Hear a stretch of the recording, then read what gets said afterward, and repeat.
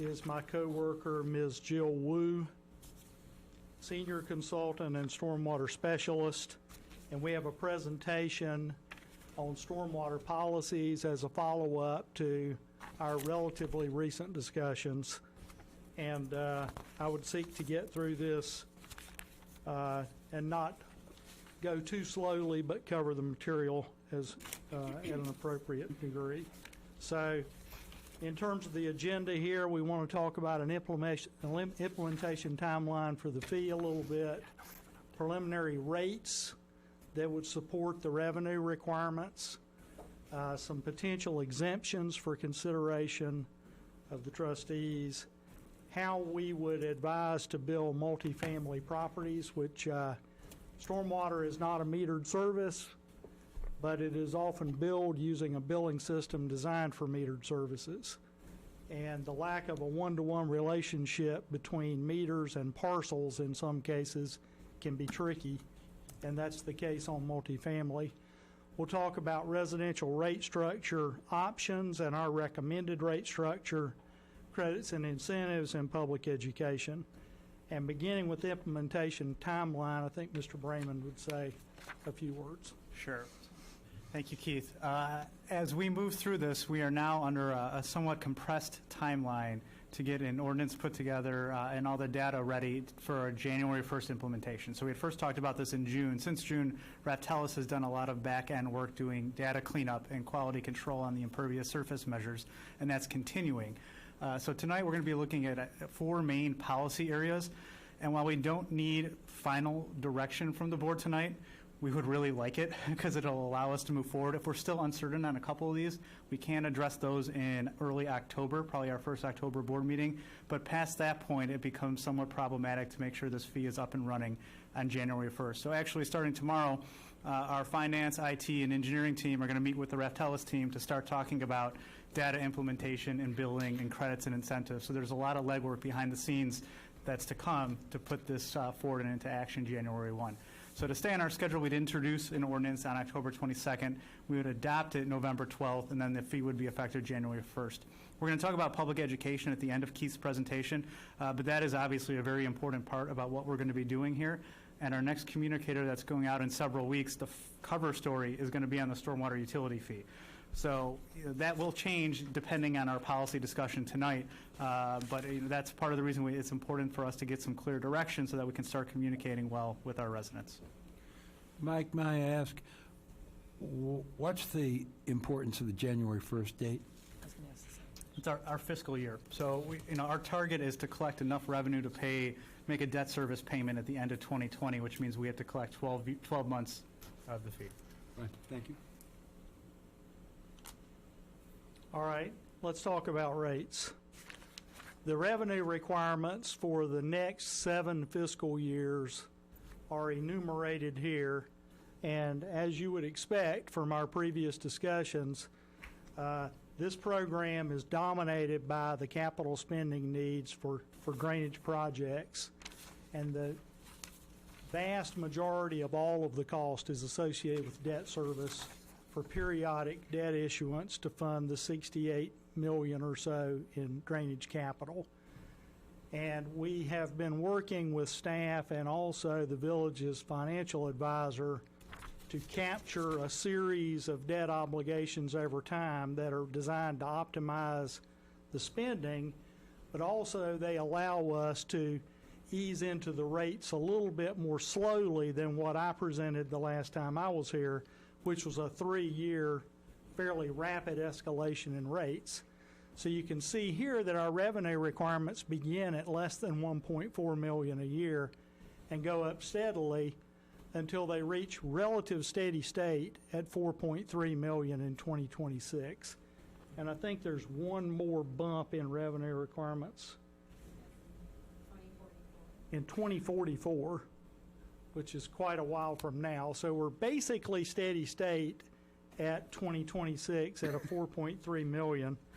And to cover these revenue requirements on an annual basis as they go up, under the recommended rate structure, which charges non-residential ratepayers one charge for their account, a fixed charge for their account, a variable charge based on their impervious area, and the unit of impervious area is the equivalent residential unit, or ERU, and then 3 different flat rates for 3 different ranges of impervious area that fall on residential properties. If we look at the most common residential property, a Tier 2, the rate in the first year would be $136. That consists of 1 unit of impervious area at $96 and 1 fixed charge of $40. So the $136 annual charge for Tier 2 is the sum of the top 2 lines, and you can see it goes 136, 166, 276, 308, and it hits steady state at about $420 a year in 2026. Larger impervious area residential lots would be charged about $120 a year more at $535 once we hit steady state. And if I can add, everything past 2020 is a projection. It's subject to what our bids are going to be. It's subject to what the interest rates are going to be on our debt. So there's going to be opportunities to possibly smooth this. You see the big bump in 2022. Depending on how much money we actually need in 2020, that may allow us to lessen some of those future increases. So the 2020 is a pretty firm number. You know, we may be able to tighten it up and try to lower it a little bit for January 1, but everything else is just our best guess at this point based on the information we have. And the assumptions that we're using on interest rates, if we were to issue those bonds today, we would do better. But we really Yes. can't predict where rates are going to be in 2 years. Correct. So it's pretty conservative interest rate. 4%, assumption. 4.25%, and then 4.5% in 2022. Right, and if we issued bonds today, 3.5? 3.5. Yeah. So maybe better, but 3.5. Yep. That's a good point, and I should also add that the rates for 2020 are founded on not exempting any significant amount of the rate base and a modest credits program in line with what we've recommended. So the board has the opportunity to weigh in on some issues here. If they tended to, if this body tended to weigh in on the side of let's not do that, that could drive these up a little bit too. And where we were able, we've captured what that increment would be in the presentation. And in your additional agenda material that went out late this afternoon, the memo does address what that increment would be for each year if we were to increase, or if we were to exempt the tax capped entities. I think that's on page 2 of your number 3. Sorry, I don't have it in front of me. But Keith's holding it up right there. So it's not all that significant in year 1, but it does build up to $20 by 26, which Keith will talk about. Yeah. So those are the rates. Let's talk about exemptions for a minute. We looked at a couple of cases for potential exemptions. One is village-owned or managed properties, and the other is tax-capped units of government. In terms of village-owned and managed, we looked at them separately. So first, village-managed, Metro and CTA parking and station lots are an example and are the primary village-managed property. Other utilities are built on these properties. We're not recommending an exemption on these. Were the parking revenues designed to capture the incremental cost to fund the stormwater bills for these properties, the parking costs would go up only a very small amount. We have a typo here. We say for Metro it would go up 5 cents, and then we show 15 cents. Yeah, okay. And I apologize, I caught that too late to decide which was actually true. The For 5 cents. CT, it was 5 It's cents. 5 cents is the accurate So number. 250 to 255, and for CTA, about a 2.5% bump from $4 to $4.10. That's for FY 2020, so they would go up as the rates increase each year up to 2026. Were we to exempt these lots and stations, by the time we get out to relative steady state revenue generation, the shift in burden away from these properties, if you exempted them, would raise the residential bills about $2 a year. Village-owned properties we looked at separately, and I'm recommending that we exempt these from the bill. That is the norm in the industry, that your own property that you own fee simple would be exempt from the fee. Certainly don't have to do that, but we had always imagined that you probably would.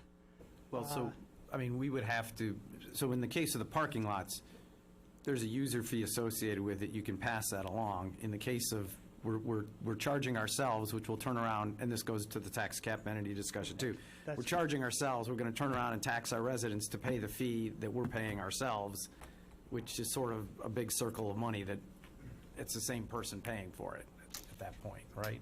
You thinking about that right? Completely correct. Okay. So our recommendation is don't charge yourselves for properties you own fee simple. It does drive up the residential stormwater bill just a little bit, but that one is baked into the cake already, right? No, Okay, they're out. my fault, it's not. It's out already. Any questions on this one? Hearing none. The other case that we looked at is tax-capped government entities, like the two school districts, the park district, the public library. There's a good bit of impervious area on the tax-capped properties. As you can see, the 2026 revenue off of these is about $250,000 a year if they're not exempt. And so were you to choose to exempt them, it would shift burden about $20 a year to a residential ratepayer by 2026. So a somewhat more significant choice in terms of the burden shift.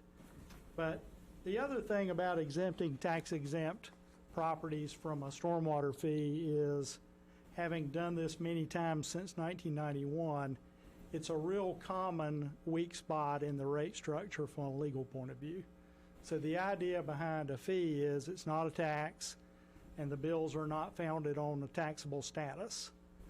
And so a lot of times when I've seen entities try to exempt certain tax exempts, they've been challenged, and things have not gone well on those exemptions. So That's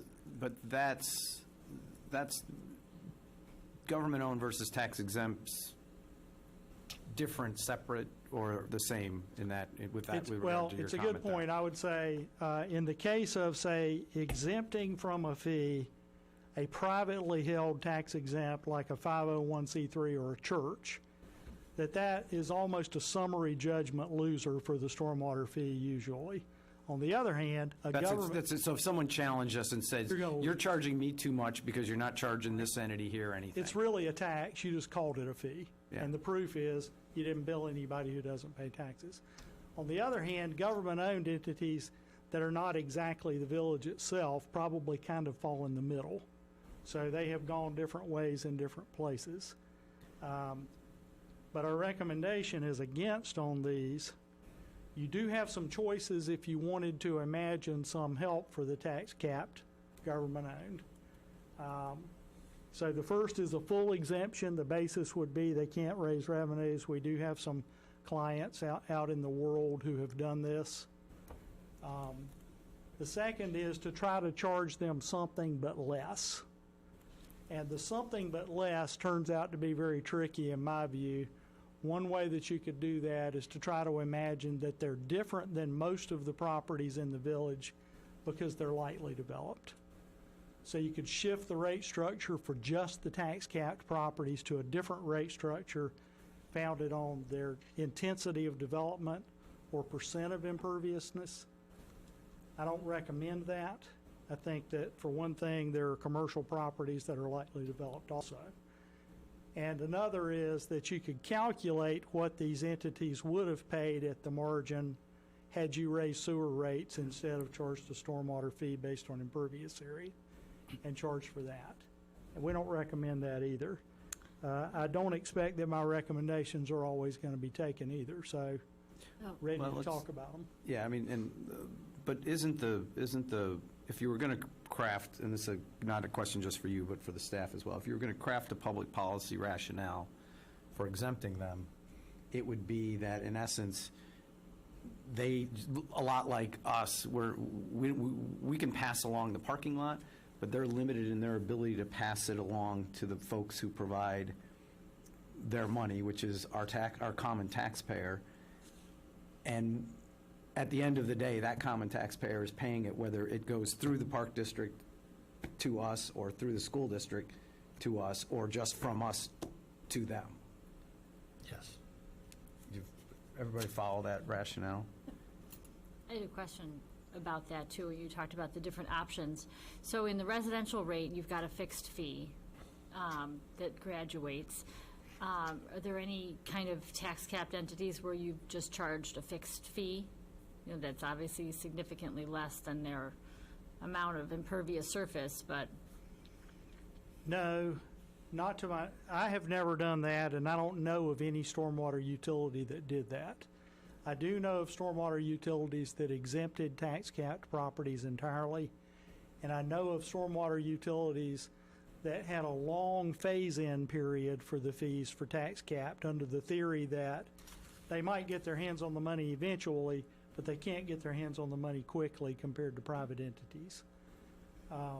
And we will, there is a phase-in period because you're not getting your max fee until Well, 2026. that's the biggest change we made since the Right. last time we were here. We had this rate fully in place in 3 increments. Now it's 7. So it's much more gradual than it once was. And that phase-in is in that additional agenda memo on page 3. Just to add some local context to this, Winnetka does not exempt any entity from their stormwater fee. Alternatively, Downers Grove, in their first year, exempted tax-capped entities, and then the next year heard from their not-for-profits and exempted them as well. Now, the difference in the Downers Grove model is they didn't have a project that had debt service associated with to pay. They were building a fund over time for maintenance needs that they weren't hitting their targets on, whereas us at Winnetka have a set amount we need to pay off every year, and we need that certainty. So there is a little bit of a difference. So what you're saying, Downers Grove could exempt those entities, and basically their money just grew slower and they had less money to Correct. deploy. We actually have a bogey that we have to hit. So if we don't get it from the Park District or a tax exempt, we're getting it from our residents. Correct. That's a There's big not difference There's not between the how option of they were like handled. delaying that. So. And Mike, in the Winnetka case, did those tax-capped entities make the same or similar arguments that they've made to us? And sort of, if so, do you have any sense of why it turned out as it did? I don't know, but I can ask that question. Yes, I want to ma'am. make sure I understood something of what you were talking about the tax-capped entities. If we were to go forward with charging them a stormwater utility fee, they could potentially sue us, and then because they're a tax cap, I just was trying to, No, I didn't follow I'm that sorry, exactly. I didn't do a very good job of saying that. What I was saying was that a foundational difference between a fee and a tax is that a fee is levied on the basis of demand for service, not on your taxable status or the value of your property. And this would be considered a so fee, correct? This is a fee. And therefore, were you to exempt tax-exempt entities, one of the cases or one of the claims the remaining ratepayers could make is that their rates were artificially high because you arbitrarily exempted some people from the fee, apparently on the basis of their tax status. And yet And so it's it not calls a into tax. question whether it's really a fee or not. Okay. Right. So, for example, you that would be- don't give people water for free. Like you know, the church doesn't get water for free. The tax cap entities don't get water for free. Okay. But it would be, it wouldn't be the exempt. No, it's the other way. It would be the other. The other ratepayers The other could ratepayers claim could claim they're that, but not the- overpaying as a okay. result of your I just, choice. okay, And thank you. I think, though Jeff's not here tonight, so I'll play lawyer too tonight, the risk that you're talking about actually increases if you try to exempt not-for-profits who are not units of government, Hugely. but just simply based on their nonprofit status, because they are, in the same way a water customer is a consumer of the same service as everybody else, they're also consumers of the capacity of the stormwater sewer system as any other users are. The argument that distinguishes them from tax cap entities is just that they have no source of revenue other than the property tax, except, of course, the Park District can adjust user fees, but each one of those is an enterprise fund anyway. So essentially, to tax the tax-capped entities, the argument goes that, and this is my recollection from reading Winnetka, is that it becomes a tax by surrogacy, or the village is, they're taxing, we're using them as a proxy to collect some of the revenue that we need. It's an uneven argument. I mean, It's That's much why it cleaner on doesn't- the water and sanitary sewer side, because again, there's a commodity they're actually consuming that goes through a meter, and we can, you know, I think I that think- the unevenness of the argument is the reason it goes so differently in different jurisdictions. And we went live with a fee July 1st in Carlisle, Pennsylvania, and the same discussion occurred. And one of the things that got said was some residents came up and said, well, I'm on a fixed income. I also have no magic screw that I can turn to get more money. So I'm, in that regard, I'm no different than the YMCA or the park. So we've heard a lot of different things in different places. Kathy, you were going to say something? Well, I just was going to say, though, I thought what President Blinsky said was accurate, which is, for some of these tax-capped entities, if we don't exempt them, our residents are still going to pay for it. I mean, it's just going to be paid, not coming through a stormwater utility fee on their bill, but through an increase in property tax that's coming from the schools or from the park district. Didn't the Avoca letter say, I mean, there are non-Wilmette residents that go to Well, school there. the that are gonna pay for that. Avoca letter, that's true, and there are, and Right. the same thing with District 39, there are Right. Glenview residents that, that undermines that argument in that the out-of-town residents should be paying their share of that facility and how it impacts the in-town, Yes. the community. Right. But, all right, we've been thinking about this for a while. Let's keep rolling here. All right, so- Unless there are more questions on this. We're going to come back to all this stuff, though, so. On the multifamily properties, because our billing system is really account-based, we're looking at cases where a multifamily residential community is not the same as single-family detached. And there may be cases where there's a condo complex, for example, where they're individually metered. But were we to charge each condominium unit as a low-tier residence, their proportionate share of impervious area is still very, very small compared to even low-tier. So in aggregate, it would tend to be kind of an overcharge. And so what we seek to do is a more You're fair saying thing. on the fixed fee, since there's a fixed fee per residential, per household, if you will, if you ended up charging a condo with 70 units, 70 fixed fees, that's not fair. Plus one low-tier impervious area charge for each one. So every one of them ends up paying the same as a low-tier home, and it's a relatively dramatic overcharge. And so our recommendation is to calculate the impervious area, and here's an example on Green Bay Road, 32,000 square feet of impervious area. So it's 9 units of impervious area, and there are 48 condominiums in this building. So we could charge each of the 48 a low-tier residential charge, or we can allocate the impervious area between all of them and charge one fixed charge, which And is the- our recommendation. Yeah, and the impervious area, for those of you who don't recall, or for people who are watching, that calculation, the first bullet, is basically the way you would calculate a commercial property's fee. Right. So you're basically taking the commercial property fee for a multifamily and divvying it up. That's correct. And that, your recommendation is that's a fairer way to approach it. That ends up charging each unit $57 a year in 2026.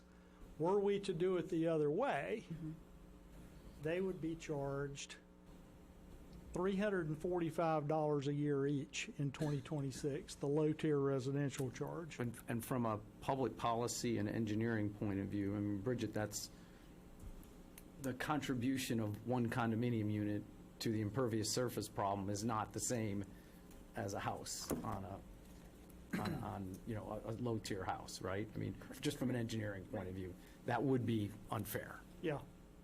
And This is the norm. What I'm recommending is we do this. This is the norm in the industry. for how to And we deal with would seek- multifamily? Yes, sir. Okay. And we would seek to identify whether there's a master meter. If there's a master meter, will bill the whole thing to that meter, $2,754 a year. And then the condo association divides it up as they They'll divvy divide it up their up. bills normally. If they're individually metered, each one would get a bill for $57. Most of ours are master metered. Which makes it easier. Yeah, it's the best. So I'm just confused on the math, because this one, and then whoever asked the question on the Sheridan Road property, and it's $50 a unit, that's where I'm now confused. How do we get to, 1630 Sheridan Road. So if you take their ERUs, they're, maybe before that, before I complicate, how do you get the Okay, 2754? so this is 9 units of impervious area and 1 fixed charge. Right. So let's go to the rate table. Right. I Yep. think it should And be at the 9 rate times table, 120. 9 units of impervious area in 2026 is $292 times 9. Yep. So that last plus- column, 292 times 9 plus 1 fixed charge of 126 Right. will give you that, And- better give you and that your number. suggestion is then the association divides it up per, If they're master metered, got it. because they divide up the water bill now, they're master metered, so they're used to divvying it up. Yes. And that's the same way that Plaza del Lago, Eden's Plaza, Westlake Plaza, all our commercial developments are going to be the same thing. How big are you? What are your equivalent ERUs? Charge them for the equivalent ERUs, and they just get the bill. They don't have residents to split it up among. So in the example here, 1630 Sheridan, how many units are in there? there's well over 100. Got it.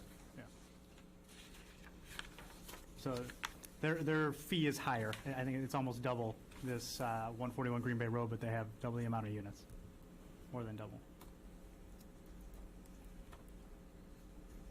And the reality is that's, from an engineering and a public policy point of view, a fairer way to do it. And you're saying sort of industry standard for how you approach multifamily. It is. In fact, the city of Austin, Texas famously built condominiums 1 unit each. They treated condo units exactly like detached homes. They were sued and they lost quickly.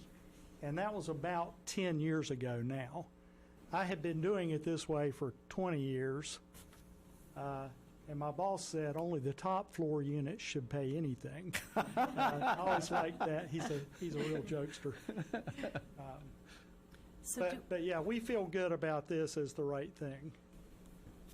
And so for each of these multifamily units, multifamily areas or units, you know how many, we know for each of those, obviously, how many condos are, we know what's in there. Yep. And so We do know. we bill, Yes, ma'am. are we going to bill each one, are we going to bill the unit and they're going to divide it up? Or are you going to bill each individual use? If each get a water bill, they'll get this bill too. If there's one water bill for the whole complex, we'll add that whole $2,700 to the one water bill. Okay. And Mike said most Which of is them just are. like what most we of have them are Most that of them way. are master metered. And then the condominium would be entitled to divide it up as they see fit? They would. So So if you had a larger unit. So, yeah, so it might not be 57 per unit, but it will be On average. on average. But if they are individually metered, we would make it 57 each. We would not seek Right. to differentiate between a 3-bedroom corner unit and 2 bedrooms. That amount of data manipulation is hard for the village, Right. but the HOA could certainly do it. And that would go, the new affordable housing unit over around Wilmette, same thing, whatever. Do we know Yeah. what that's going to be? Have an idea? Do we remember? ERUs, it's pretty small. Yeah. It's all Oh, small yeah, site. we don't have their impervious surface because it hasn't been constructed yet, but it won't be this high, No, it's smaller. but they'll have less units. And we had another example on Ridge Road. It's 4 ERUs, and there are 12 units. And that charge would end up at $108 per unit, same mathematical construct. Right, and those are townhomes, right? That's like a one-story. Right, so they don't get the same efficiency because they've only got, 1 unit per impervious. Correct. Yeah. They're not as tall, basically. Right. And every time you say 108 per unit, you're talking about when we hit our maximum? Is it That's the 2026? Yes, ma'am. That's at 2026 after you fully ramped up. Yep. So a good bit less to start. But not including any of the exemptions that we're going to talk about, so all the numbers will move around a little bit. They will. So that's multifamily. Let's talk about residential rate structure. as you've heard me say several times, our recommendation is a fixed charge plus one of 3 impervious area range charges. And so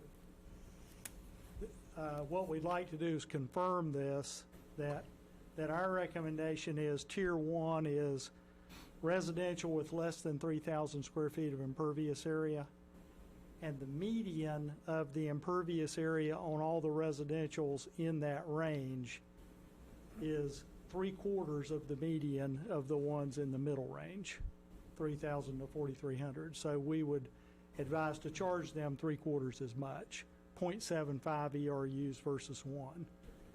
And then the high tier begins at 4,300 square feet of impervious area on the lot. One of the memo questions was, what portion of the residential detached housing stock falls in each tier, and what revenue is generated by each of the 3 clumps. We designed these tiers to have 1/4 of the residential homes in the low tier, half in the middle tier, and 1/4 in the high tier. And that's relatively common. As we do quality control on the data and we find things to clean up in the impervious area layer, things move between tiers a little bit, and we're not exactly at 25, 50, 25. Right now, we're at 28, 48, 24, I think. And most of our cleanup is finding Tier 1 properties that are a little bit under-captured, and some of them are becoming Tier 2 as we clean the data. So it's roughly 1/4, 1/2, 1/4. And the upper 1/4 of residential properties in the 3rd tier would generate 25% times 1.4 ERUs versus 50% times 1. So in the memo that was created today to answer a number of the questions, the answer on residential revenue generation by tier was, of the residential revenue generated, 19% would come from Tier 1. So 25% of the properties are in Tier 1. They're billed less. We only get 19% of the money from them. 50% of the properties are in Tier 2. They're charged for 1 unit each. Therefore, I'm gratified to see that 50% of the revenue comes from them. And in the high tier, we have another roughly 25%. But because they're billed more each, they generate 31% of the residential revenue. So that answer is on the first page in the table in the memo. That's our recommended rate structure. It's relatively common. We feel like it represents a balance between relatively simple to explain and administer, but more fair than one flat charge. We have been asked some questions.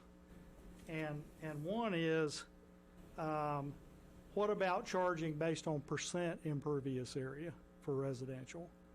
And I think there are several ways to look at that, but I think one way that people look at it is that a lightly developed residential lot, even if it had a lot of impervious area on it, if it also had a lot of green space around the house and the driveway, that maybe the impact of that impervious area is blunted by the juxtaposition of green space. So a low percentage of impervious area maybe should pay less. And we've certainly worked with that kind of thought a number of times, but we don't recommend it. And one reason is that the way that the green space interacts with runoff from the hard surface area kind of depends on what lot you're on. It's different on every lot. So is slope, the kind of vegetation, which way the wind blows, what kind of soil you have. There are a lot of variables on your lot that impact the hydrologic response of your property when it rains. And these rate structures, since we don't seek to measure all those variables, and if we did measure them all, the rates would go up a lot to afford to measure them, our recommendation is to stick with impervious area and not do an impervious area percentage-based charge. And the same logic would then apply to sort of like a net, if you said, well, what's my net impervious? Okay, what's my pervious minus my impervious? And so I'm contributing X number of, I'm either taking away or contributing some amount. Like all pervious surfaces aren't the same, whereas impervious probably are pretty close to the same. more similar. Yeah. Yes, that is true. And another problem, you won't see this much on the residential side, but on the commercial side, I've done a rate structure that was percent impervious, and I regretted it. Because one of the things that happened was we'd have a calculated charge for a commercial tract, and then 2 or 3 years later, this commercial property owner sells off some of their undeveloped land. They sell off a wooded part of their property, and their percent impervious went up. Their bill went up a lot, when in fact they hadn't built anything. So it had some unintended consequences the one time that I did it. It's not a very common thing. It's not very common to do it based on percent. Correct. Okay.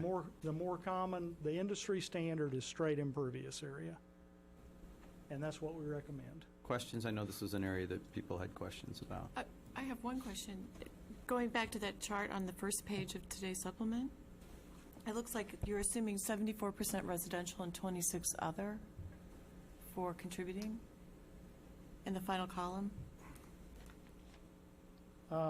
Yes, that's, I'm not able to calculate that in my head, but more than half of the impervious area in the village is residential. Right, so if it's, I added up, I thought it was 74% residential. Does that 26% represent an assumption about the tax capped entities paying tax?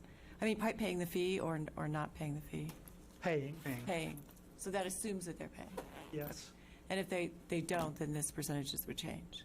Yes, Obviously. and all of the rates that we stipulated on the third or fourth slide are based on all of your choices being choices for revenue generation, not for exemption.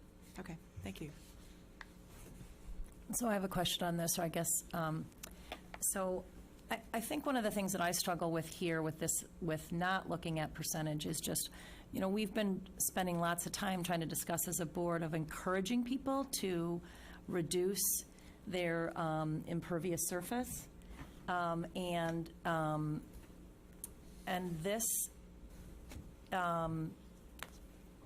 nothing we're doing is nothing that we're doing is actually encouraging that, because, and that's something I'm struggling with, which is why which is why this question has been important to me. And so I don't know if there's. But you're still going to end up having tiers. You're probably not going to be Yeah, charging I'm just like saying, though, I mean, 1%, 2%. if you, I mean, I think, we've had lots of people come in front of us and talk about things like green infrastructure and things that would, add more pervious surface onto somebody. Are there green infrastructure things we could do even within our whole project to help reduce the cost, of which we know that it's such a significant this is such a significant problem that green infrastructure is not going to help that. But if you have somebody who has a low impervious surface on their low impervious surface, so high pervious surface, which is what we want people to do, they're still paying the same flat rate as somebody who's, within the same tier as somebody who's not. And I just want to acknowledge that's a implication of this structure and why it's something that I've been asking some questions about. Yeah, I And guess. if you read some things, I mean, I guess, what causes stormwater runoff? It's, I don't know. I mean, there's an obvious lot of factors, but the things that you've mentioned here, I mean, those issues of some of the issues with a, slope, soil type or whatever, we have those issues with our current structure anyways, because we're not addressing that. So that's. Well, and I agree. I mean, I said it. Because again, if you can build something that's 3,200, but you're incentivized to go 2,900, you're obviously there's a financial incentive to do that. But if you can build something within a tier, if you can maximize, but if you don't need to maximize, what's the benefit there? If you Right, say, but how do we reduce? But the question is, when we go back to the rates, so moving from Tier 3 to Tier 2 is $120 a year. Yeah. And moving from Tier 2 to Tier 1 is, let's see, 55 and 18. 55 and 20 is $75 a year.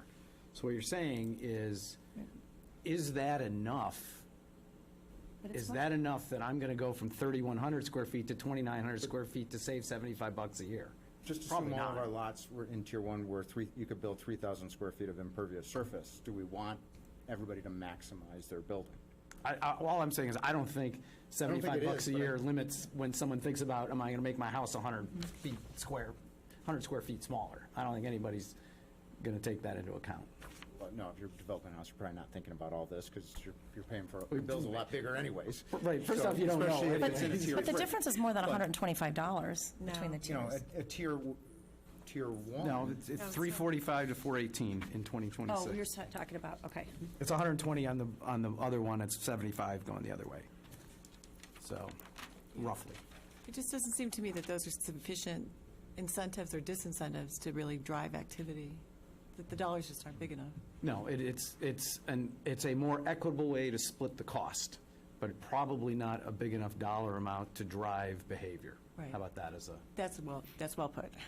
The only thing that would really drive behavior is amending the zoning ordinance. If we thought I that that actually was think in we should excess consider, which I of- think we should consider doing. If Yes. we believe that the property is the current numbers are excessive, then the only way to do it is in a regulatory environment, because as you mentioned, the $100, $200 a month is not going to figure into a year rather, is not going to figure into a decision, and there is concern with as was discussed, with the administrative consequences of trying to administer a percentage-based ordinance that is very difficult to administer. And essentially, as each charge gets moved between different tiers, it's squeezing the balloon.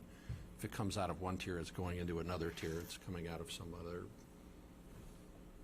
Right, again, The other even if you did even if you were adjusted at every percentage point, your percentage point, I mean, if it's $75 for the difference between, say, 3,600 versus 3,000, I mean, you'd have to move it a lot to have any meaningful impact, so. For me, it's not just about total dollar amount and the difference, it's about making sure that this fee is appropriate to what's actually driving the cost, so, I'm not stating that well. It's however we're structuring this stormwater utility fee, however we decide to do that, should end up having a cost that to some degree mirrors the impact of a individual residential property on the stormwater system. To me, it's not $120 or $125. To me, it's like, does this fee structure accurately reflect what people are paying individually, in these tiers, or should it be one flat structure as an example?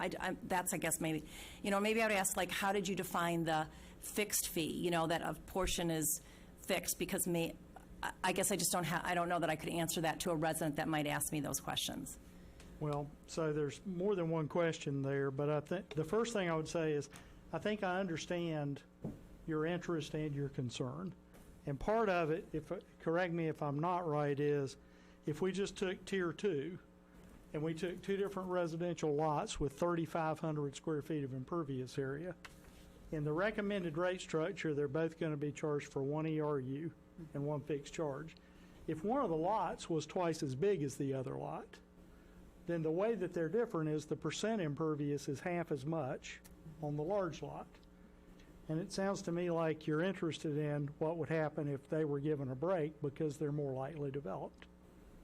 And so what we have found is basically that the money is not big enough to cause people who otherwise would have done nothing to do something.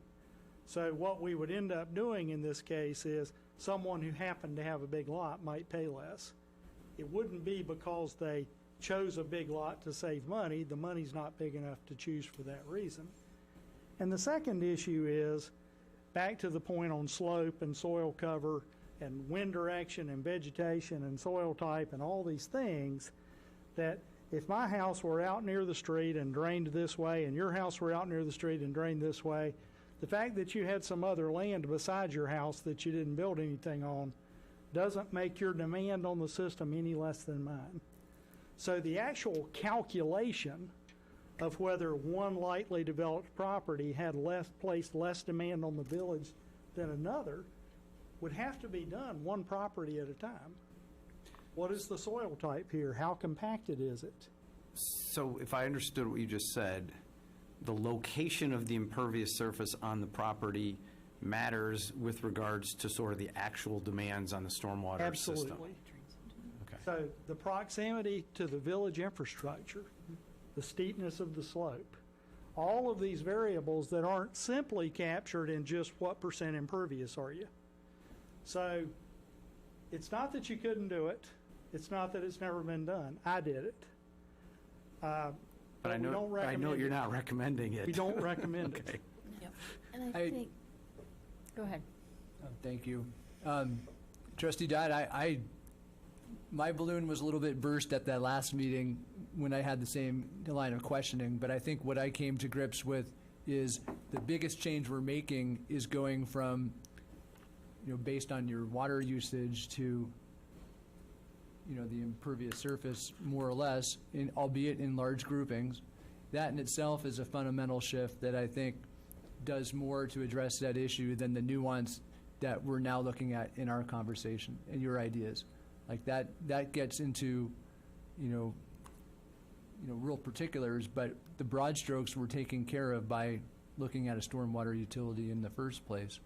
I just see so many of those different situations that you outlined in that slide, whether somebody's downspouts are positioned right at the edge of their property line and put their water onto their neighbor, soil composition, all these things I just see all over the place. And so, I guess I've come to accept the limitations of how specific the stormwater utility can be. But I'm all for looking at other drivers, whether it be in the zoning or otherwise, to try to encourage behaviors, because I think that piece, I'm still struggling with the same way I think you've described is, we're not necessarily changing people's mindsets for how to be, environmentally, conscious and to make good decisions for their property that are good for their neighbors and for themselves. So, it's a process that we're working on. I don't think I think just in terms of people's equity, I think it gets a little dangerous because someone might say, I have 3,500 square feet and my house is on, a high area and it runs into Lake Michigan or whatever, versus somebody that's built out on a low-lying property that probably is because of the situation of their property that's in a semi-floodplain, maybe contributes. I think it gets really dangerous here, especially since not everybody in the village has a flood problem to their personal property. So I think people might start saying, if we parcel it off by what individual properties are doing, I'm worried that people are going to say, well, this is not a flood problem that I have that I need to have solved. Yeah, and I think, go ahead. I just say, I'm not at all proposing that we do it by individual property. So with that, I'm just saying, again, I'll just reiterate that I just think it's important that this is a new fee and we are feeling good about the fact that however, what we're charging people is somewhat ties directly to their impact on the stormwater, and that's why I was asking the questions. And so, I don't have obviously the knowledge, but because there's so many variables that we've talked about, I would ask why three tiers then, maybe not why two, or why not? I'm just so that because this is imperfect. Well, you get to a certain point. I thought your recommendation on 3 was the way you split it, 25, 50, 25. You could go quintiles, you could go any number of ways. And I'm going to paraphrase, Joel, what you said. Better, but certainly not perfect. And perfect is probably something not achievable in this context. But it's better than just charging based on water consumption, which is not related, I think we all agree, is not directly related to Okay, impact can on I ask one more stormwater. question then? So how did you decide the fixed fee portion? Like what percentage is fixed versus variable in terms of, because that would say how much of the real cost is It just a is. fixed So component? that's a really good question. So we decided kind of in 3 steps. The first is that we think best practices typically would include a fixed charge. So that is to say that not all of the revenue needed should be recovered on the variable charge based on impervious area. And the reason is that some of the costs the village will incur in perpetuity really relate less to how much impervious area a ratepayer has than to their existence as a ratepayer. So, for example, the costs of billing, collections, customer service, database maintenance, utility administration, those costs more tie to how many customers you have than to how much impervious area they have. So a low-tier house and a high-tier house place the exact same demand on the village as customers, even though one has more impervious area. So when we look at other kinds of utility rates, there's often a fixed charge. So our first question was, would we propose to have any fixed charge at all? And we would, because we think it's more fair. Then the second question was, what should the fixed charge be? And the way that we tend to answer that question in rate making is we try to decide how much of the revenue we would prefer be captured from the fixed charge. In this case, I believe it's 25%. So we said, in our heart of hearts, having done this a lot and using our judgment that can't be found in a book anywhere, we think about 25% of the revenue from a fixed charge makes good sense. Let's try that. And so that's what we did. I would call that best practices within the range. You won't see a fixed charge that captures 3/4 of the revenue. You might see one that captures 15% of the revenue sometimes. About 25 often feels about right to me, and so that's what we used. Other questions? All right, let's keep moving along here. All right. We're coming back to all this stuff.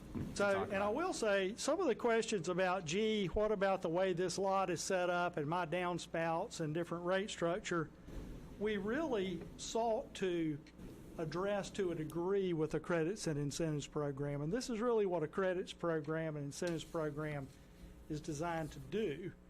It is designed to address the fact that different properties might be managed differently and somehow should be treated slightly differently as a result. So a credit is an ongoing reduction in the bill for a ratepayer who has an ongoing activity that reduces their demand on the village for service, like a structural stormwater control. And we're recommending that credits be available for non-residential properties.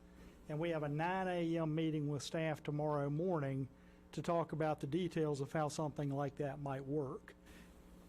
So how does that work, Bridget? You've got already like the improvements that were done at Baker and at Loyola and other places where there's significant stormwater management requirements from either us or the MWRD. These kind of credits are for above and beyond the minimum requirements? Correct. Now, what if someone has above and beyond the minimum requirements already in place? If it's only for new Right, stuff. moving forward. Nothing that's already in place would be grandfathered. Okay. Yeah, so we would call that a modest credit program because someone can't get a credit because of something they did last year. They have to do it after. And in my experience, not that many ratepayers are going to do something after the fact. But if they do, they get a reduction, and the reduction they get would be calculable based on their reduced demand. So if they had 10 units of impervious area, but the thing they built made their runoff look like it came from 6 units of impervious area, then they could get a 40% break. That's generally how it would work. On the residential properties, we don't recommend that credits be available, but we recommend incentives be available. And we imagine incentives for rain barrel installation, downspout disconnection, and the other incentives that are already in place through the Rain Ready program, which we would propose is funded with this revenue stream.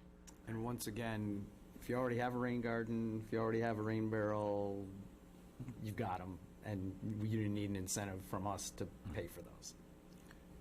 And So this would only be. when you speak of incentives, I know. how do you put a dollar amount to that? Well, so what we would propose generally, and again, we have a meeting tomorrow, based on what we hear from this body, we'll try to cogitate in the morning. that we set a numerical cap on what monies the village would willingly spend on this program each year. And once you've spent it, so if downspout disconnection funding is available to help ratepayers who want to disconnect their downspouts, which is helpful to you, then you might say, I'll allocate $20,000 this year for downspout disconnection. After I've spent 20, that's all we're going to spend on that until next year. So the residential ratepayer doesn't get a break on their bill. What they get is help in doing a thing that is helpful to the village. Are there a lot, I mean, do we have a lot of I just whispered that to Bridget. disconnects? And where does the money come from for this? You raise the rates to cover it. Now, our rates include an 8% allowance. The one thing the rates we showed you already have is an 8% allowance in there for non-collection and a credits and incentives program. Okay. And non-collection will be far less than 8%. So there's enough money baked into those rates to administer a modest program like this, because we always had imagined one would be there. And Rain Ready goes beyond rain barrels. It doesn't include rain gardens and things too? Yeah, correct. The initial intent of the Rain Ready program is to solve localized drainage problems on private property. There wasn't a heavy focus on disconnecting directly connected clean water sources into the storm sewer, like downspouts or sump pumps, but we could definitely add that to the program to make it more robust. But aren't people required to disconnect? Well, No. depends on where in the village you live. Combined, I believe, yes, right? Downspouts are not allowed in the combined system.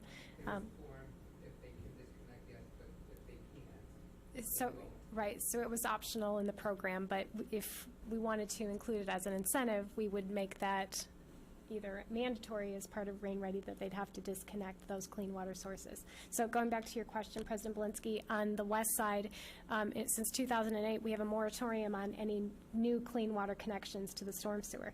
But there are many that are still in place where people have sump pumps, yard drains, driveway drains, directly connected to the storm sewer. And those are obviously large sources of volume. Got it, okay. And the idea would be, hey, it's going to cost X number of dollars, and the village would provide a subsidy to encourage that kind of behavior. Yes.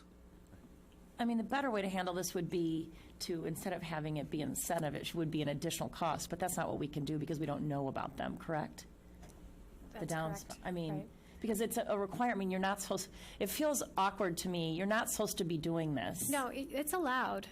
It's allowed. Oh, it is, okay. You can't, since 2008, you couldn't connect new sources, but the existing sources are legal.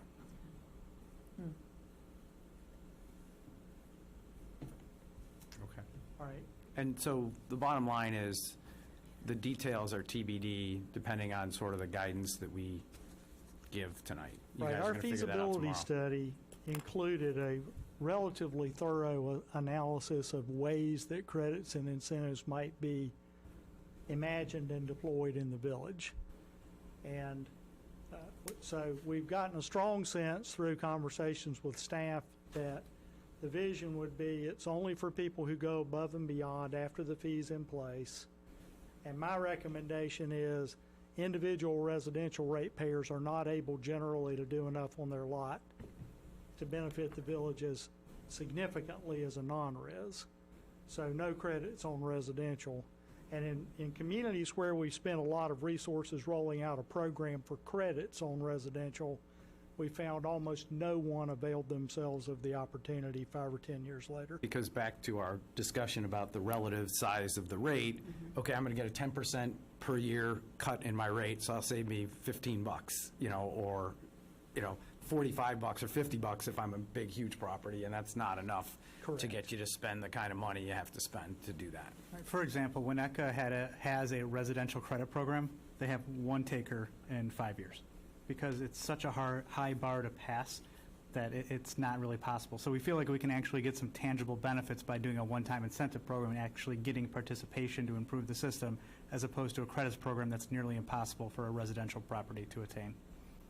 So in terms of direction, what we're really looking for tonight from the board is, if there's agreement, yes, a credits program for non-residential above and beyond minimum requirements, and yes, for one-time residential incentives. And then we can work with Raftellus to build out the details from there. Let me ask, and it's really just a question for the whole board, is there any value to, in and of itself, of having a program where at least theoretically it's possible to obtain a credit, even if very few people actually avail themselves of it, that it's just sort of a positive thing that we offer to our residents? So wouldn't the incentive program also be that? I mean, if you... I don't know. I mean, is there about- stuff that would be covered that, are there items that would be covered under a credit program that couldn't be included in an incentive program? In communities where residential credits are made available, there are kind of two ways that they often are rolled out. One is that they're volunteer programs where residents who volunteer to do community service for the village, like picking up trash from streams, got a break on their bill. So it's pretty indirect in terms of its relationship to their impervious area because, again, Right. that part's hard. Or, and so there are a lot of communities that are coastal that have that type of credit program. Baltimore, Maryland has that. The other type basically says there's a residential credit available if you meet the exact same standard that a commercial property meets, which means typically excavate and store a lot of water on site. Not a rain barrel, like 30 rain barrels, Yeah, a cistern. like a that's- cistern. Right. Or a rain garden in the backyard that, holds 1,000 gallons of water. And there are communities that have those, and you certainly, and I suppose one argument would be, for the occasional ratepayer who in their heart of hearts really wants to do this thing, if you really want them to pay less because they did it, you can do that.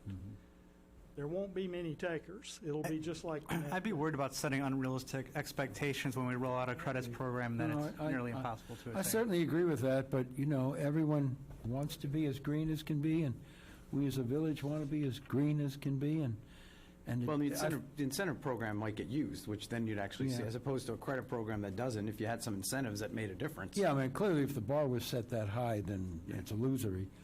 But, there's just a part of me that wants to, I don't know, offer more. Okay. Anything else on this? If not, we're down to public education. I think Mr. Brayman might talk a little about this. Yeah, so we based our public education program on what we did when we were making the decision on the overall stormwater project and how we used a bunch of different resources to reach different segments of the community. And Keith, if you can go on to the next slide, I think that's really the meat and potatoes of it is.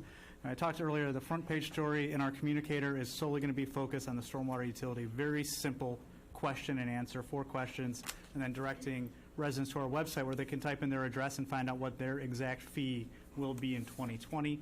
We're going to have some dedicated web pages. Our utility bills will have notices. We'll use our e-news and social media.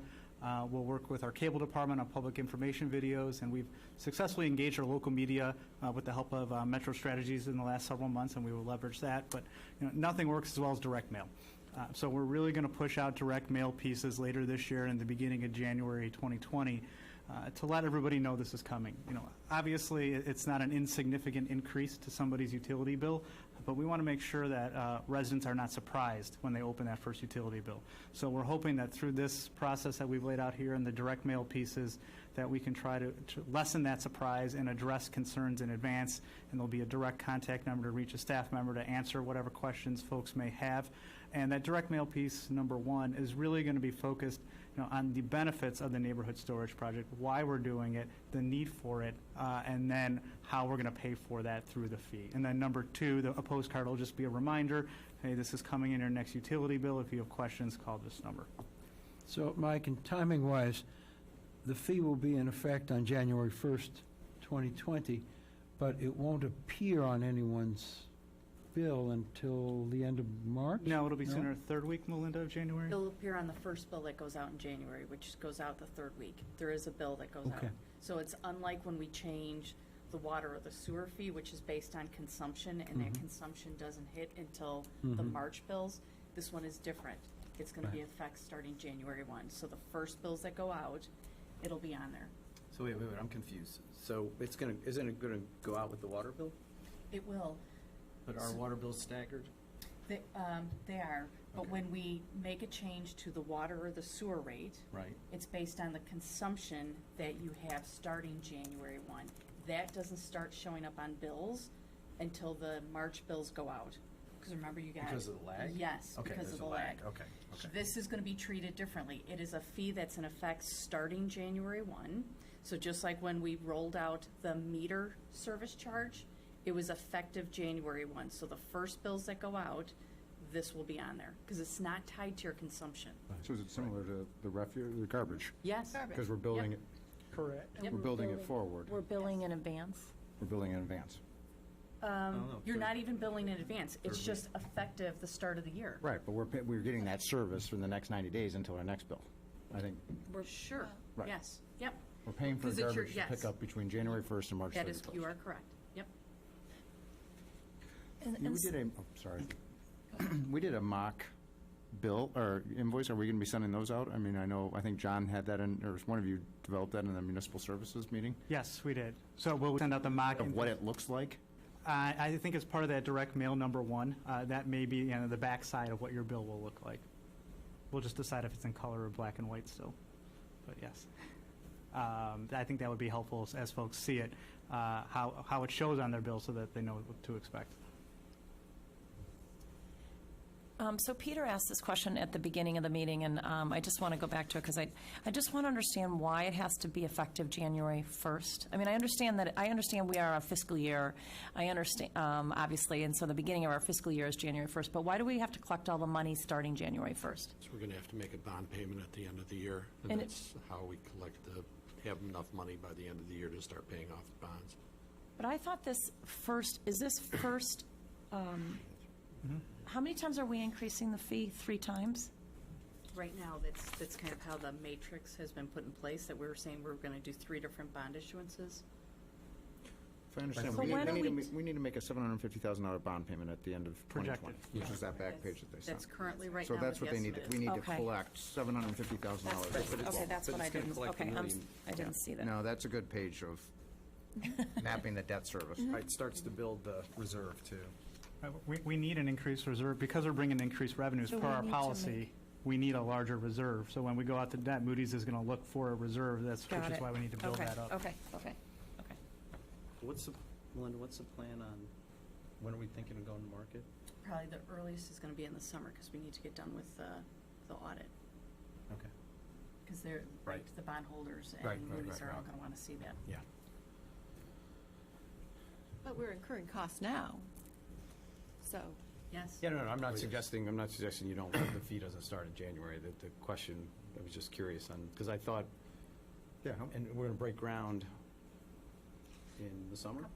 Or in, like, The first April? phase, a couple weeks. Well, right, but the second phase, Probably like right April. after school, or we'll do some work before school lets out, and then, Yeah. right. How much so of we the can- 25 million have we already spent? Or Close to 3 million. So far. So we're going to be putting a reimbursement ordinance in place Right. to allow us, after we issue, to reimburse ourselves back. That should be coming in one of the next couple meetings. Aren't we doing, are we doing, our next bond deal isn't going to be till next spring, next summer? Probably, yeah. Okay, I thought we had one, that's right, we'd be working on it if we had one coming up. This is my last slide. Okay, so here's what I'd like to do process-wise. Questions for the staff from the trustees, questions for Raftellus from the trustees. When we sort of finished our questions, I know public comments on the agenda 5th, but since I believe there are people here who would like to address us on this matter, we'll open it up for public comment, see if there's a few people who want to address us, and then we will go back to our discussion, and I'll sort of see where people stand on the 4 questions and see if we have a consensus or see if we have more work to do. So first part about that is, are there any more questions for our consultants or for the staff? Okay, they're not going anywhere, so if we have questions, all right. Thank you. I'm going to open the meeting to public comment. If there's anyone who'd like to address us, you know the rules. You get 3 minutes if you're interested in addressing us. I'm kind of lying. I'm not actually going to address you very much about this, as much to first introduce myself, because we haven't had a chance to meet. My name's Kane Osborne. I'm the superintendent for Avoca School District 37. The new superintendent. The new superintendent Yes. just started in July. But real quick, I'm also a lifelong Wilmette resident. Grew up here, moved back here. My mom lives at Malincrot. I love this community. It's a great place to raise my kids. You have the letter already that I sent to you, so I'm not going to belabor it, except to say you have a really tough decision to make. I've kind of been on the other side of this, issued bonds before, had to do big projects, and I could tell from your deliberation that you're doing a lot of thinking about the questions. So really my purpose is to say thank you for that. I understand wherever you land, it'll be a result of your deliberations on the subject thoroughly. And that's really what I need to communicate to the Avoca community, is that you've understood all the issues and deliberated on them. Because in the end, we have a great partnership with the village, and we want to make sure that whatever work you undertake is successful, because our residents are yours. My letter and a little bit Superintendent Cremascoli from District 39 outlined some of the concerns. And so it sounds like you've already taken those under consideration. And just as long as you could do so as thoroughly as possible before you make your final decision, we'd be grateful for that. And either way, we'll work with whatever your decision is, and appreciate all your support of the community in a very tough situation. It's important work that you're doing and not easy to do. So that's all I want to say. Thank you. Any questions? Okay, thank you. Good. Anyone else?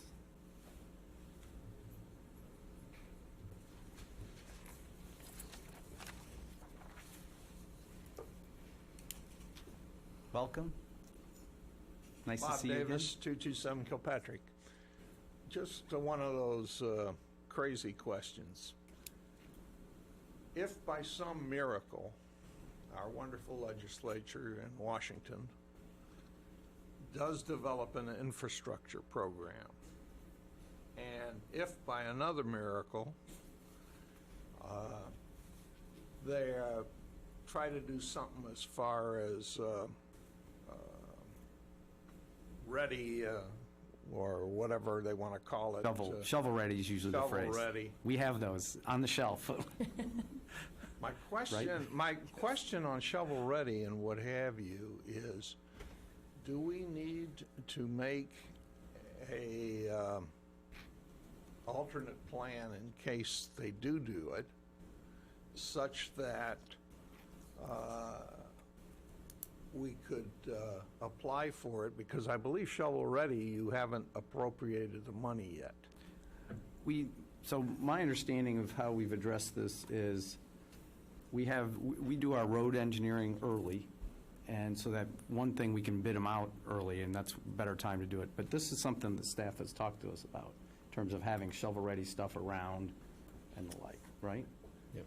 We'll be way ahead of most others competing because we've already started our design engineering for these projects, so we're really well positioned. Appropriated or gone ahead with the bond work, you may fall out of. Well, if we want to keep There's those 3 projects- bond deals that we're doing. Yeah. That's why we're going to do it in phases over All right, time. And if the that's what I situation- wanted to know. Yeah. Thank you. Yeah. And I think the bigger reason for doing 3 bond deals is we're not spending the money all at once. Correct. And given, not to get too technical, given interest rates in the yield curve, you put a bunch of money in the bank, you pay 3.5% out to the interest, to the bondholders, you get 1.5% of interest in return. That's a bad trade. You want There's to some avoid doing that. arbitrage limitations, too, that would, Yeah, you definitely can't, I mean, Gina knows, you can't make money Can't on make it. money. But you haven't been able to Good to make be money true. doing it in a long time. It's been a long time since you've been able Yeah. to make any money No risk of positive arbitrage. in arbitrage. Okay. Anybody else? All right, so let's talk about it. There's 4 items here, and we'll just go through them. The first one is the first one exemptions or rates? I guess I guess, well, let's back up for a second. The recommendation is for 3 tiers, the fixed tier and the fixed rate, and then the 3 tiers. Are people okay with that as the concept here?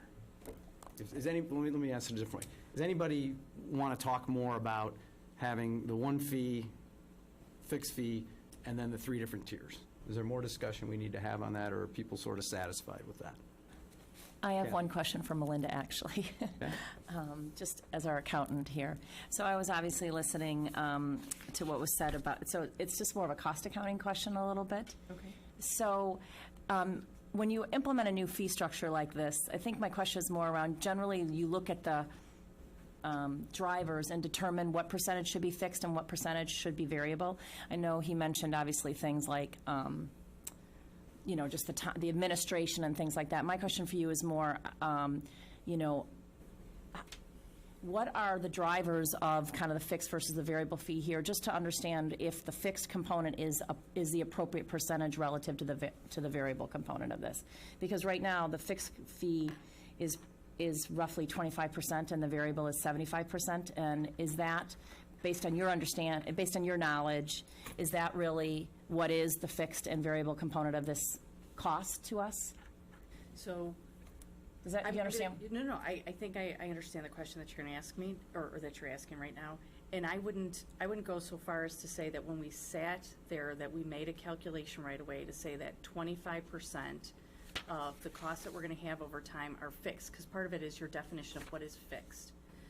We know that there is going to be some operations cost to this, but really the driving cost on this is going to be the debt service piece, and that's going to be what's going to happen over time. So as we've laid out the matrix here right now, we've said to you, we feel pretty comfortable and confident in how we're laying out what 2020 is going to be.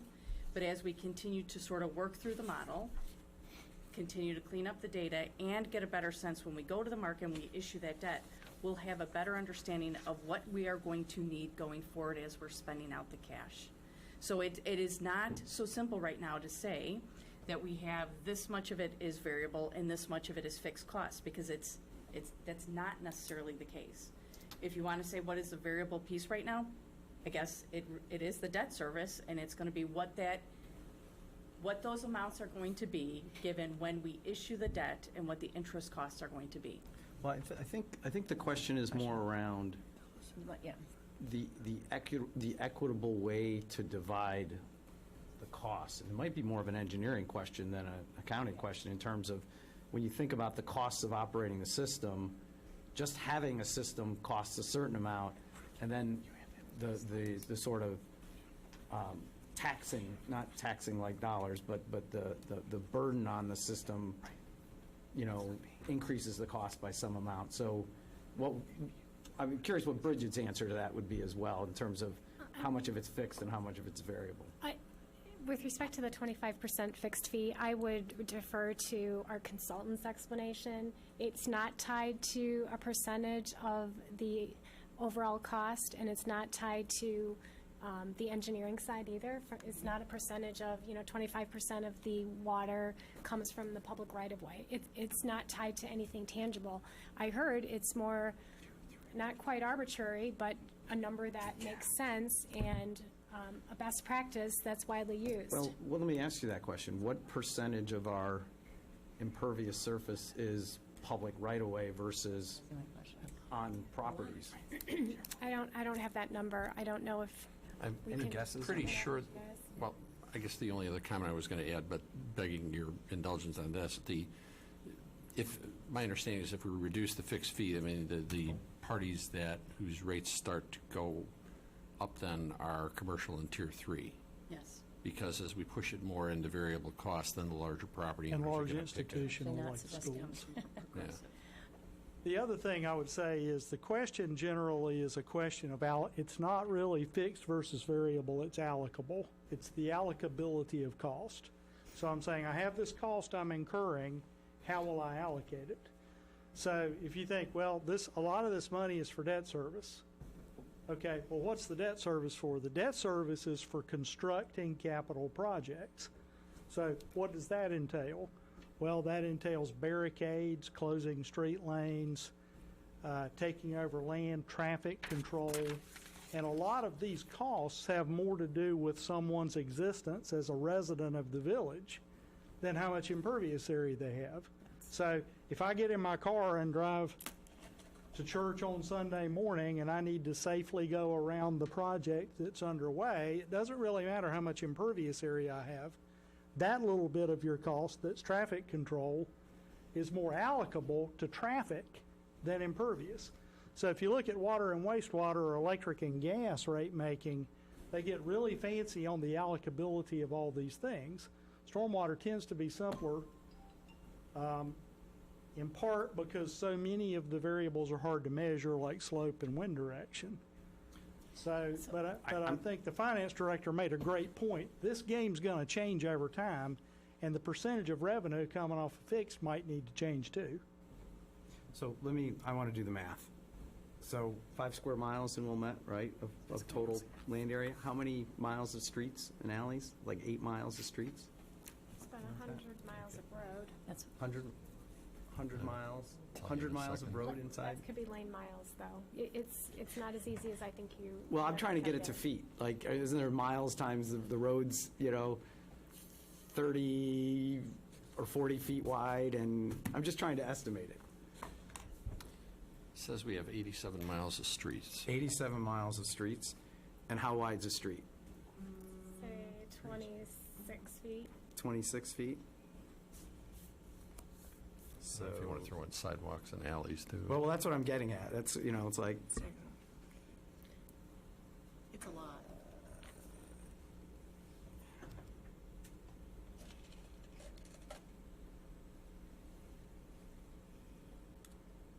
hang on a second here.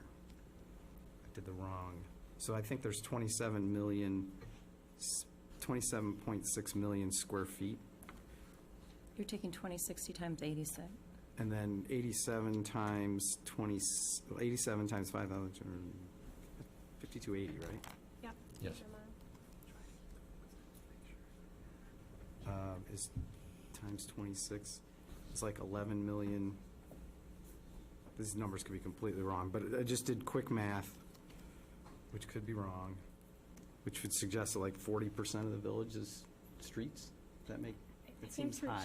GIS, we can get that. I can tell you the average in 50 or 60 places I've worked is about 30% of the impervious area Is in the street roads. right away. Yeah, right, now this is just, this is It's just, just okay. road. But All right. then, as you said, then there's alleys and sidewalks. I All right, suspect I'm the sure eight- I did my math wrong. And I suspect But, the 87 miles was probably lane miles and not miles of 26-foot back-to-back.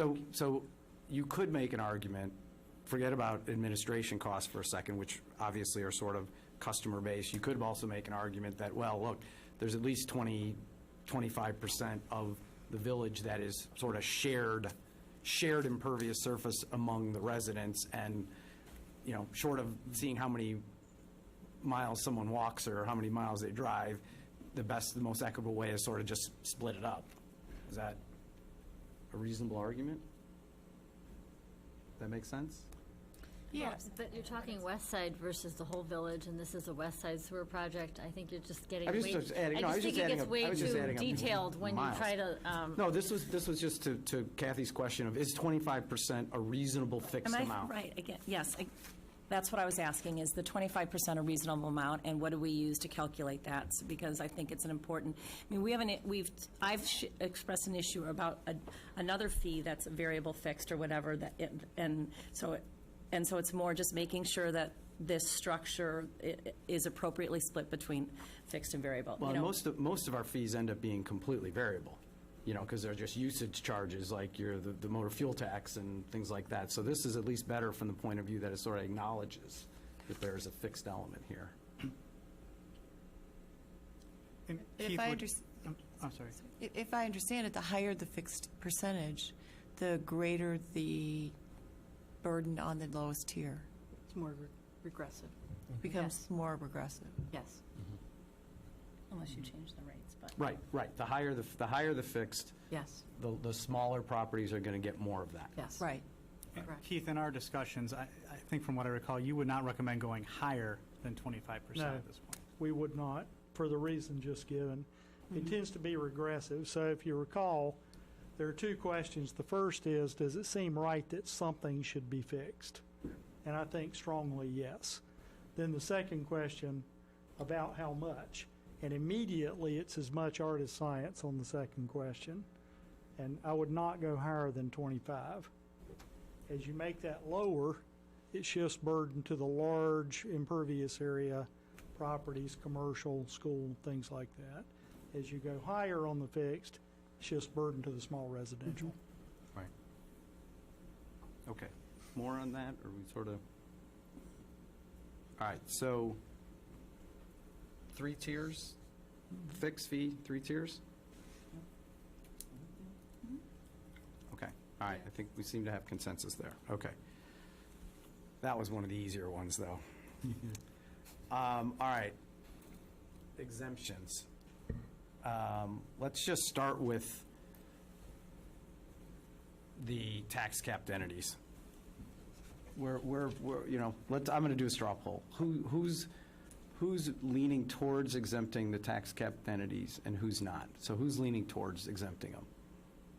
But Yes. I'm leaning towards, but I would also consider a smaller, discussion of a smaller fee. Right, either way, but it's a subsidy, some subsidy or another for the tax capped entities. Yeah. Okay. So 4, and you, Peter, Joel, Kathy, you're leaning against, not sure? All right, let's talk about it a little bit. Leaning against, but maybe sent us thinking maybe closer to mine. Maybe it's not all or nothing. But generally leaning against, yes. So let me ask our friend, the consultant here, how would we implement something like that if where we're going to do less? Well, Some sort of so subsidy. The most less you could do is exempt them entirely. Right. And were you to do that, we would write that into the ordinance, and it would be done. So we'd raise rates, and I think by 2026, the rates would need to be about $20 higher per year on the residentials to outrun the lost revenue from the tax cap. So complete exemption is administratively easier than something in between.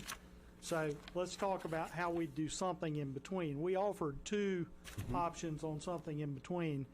I think both are not very good choices. One is to use a completely different rate structure founded on percent impervious just for those few properties. I think that's pretty hard to defend. You could do it, and it's calculable. You know, we could contrive rates that generated the discount. The other way that we offered up is to calculate how much more they would pay had you raised wastewater rates instead of a stormwater fee. And I think I like that one better than the first one of the 2. So under that construct, you'd say, let's see how much more this school would have paid had we raised wastewater rates, assuming that demand was inelastic at the school, so their water consumption did not respond by lowering when you raised that rate. So let's say that amount was $1,000. Then we would cap their stormwater bill, which would remain founded on impervious area, but we'd just cap it at what the increase would have been had you gone wastewater rates.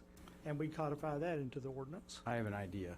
So, Mike, you had said that given the way we're structuring this as a separate fund with its own debt, that at some point in time on the sewer side, you're going to see potentially a reduced sewer bill because there's nothing, all the debt's going to get retired eventually. Potentially. Eventually. Here's an interesting thought, sent to trying to thread the needle.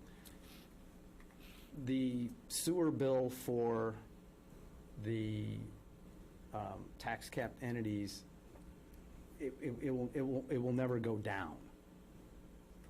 So that if at some point in the future we're reducing the sewer rate because all our bonds are gone, so in essence you don't raise it now, but you also don't reduce it in the future. But we're going to be, won't we at some point increase sewer fees, or will not, we won't be increasing sewer fees anymore? Well, we're recommending we increase them in 2020 and 21. This is I like thought. 8-10 years from now. That's what I thought, okay. Eventually, we're going to run out of debt because we're not going to issue a lot more sewer bonds. It'll be a much smaller amount because most of the sewer bonds that were issued were for projects like this, where now we're going to use the stormwater.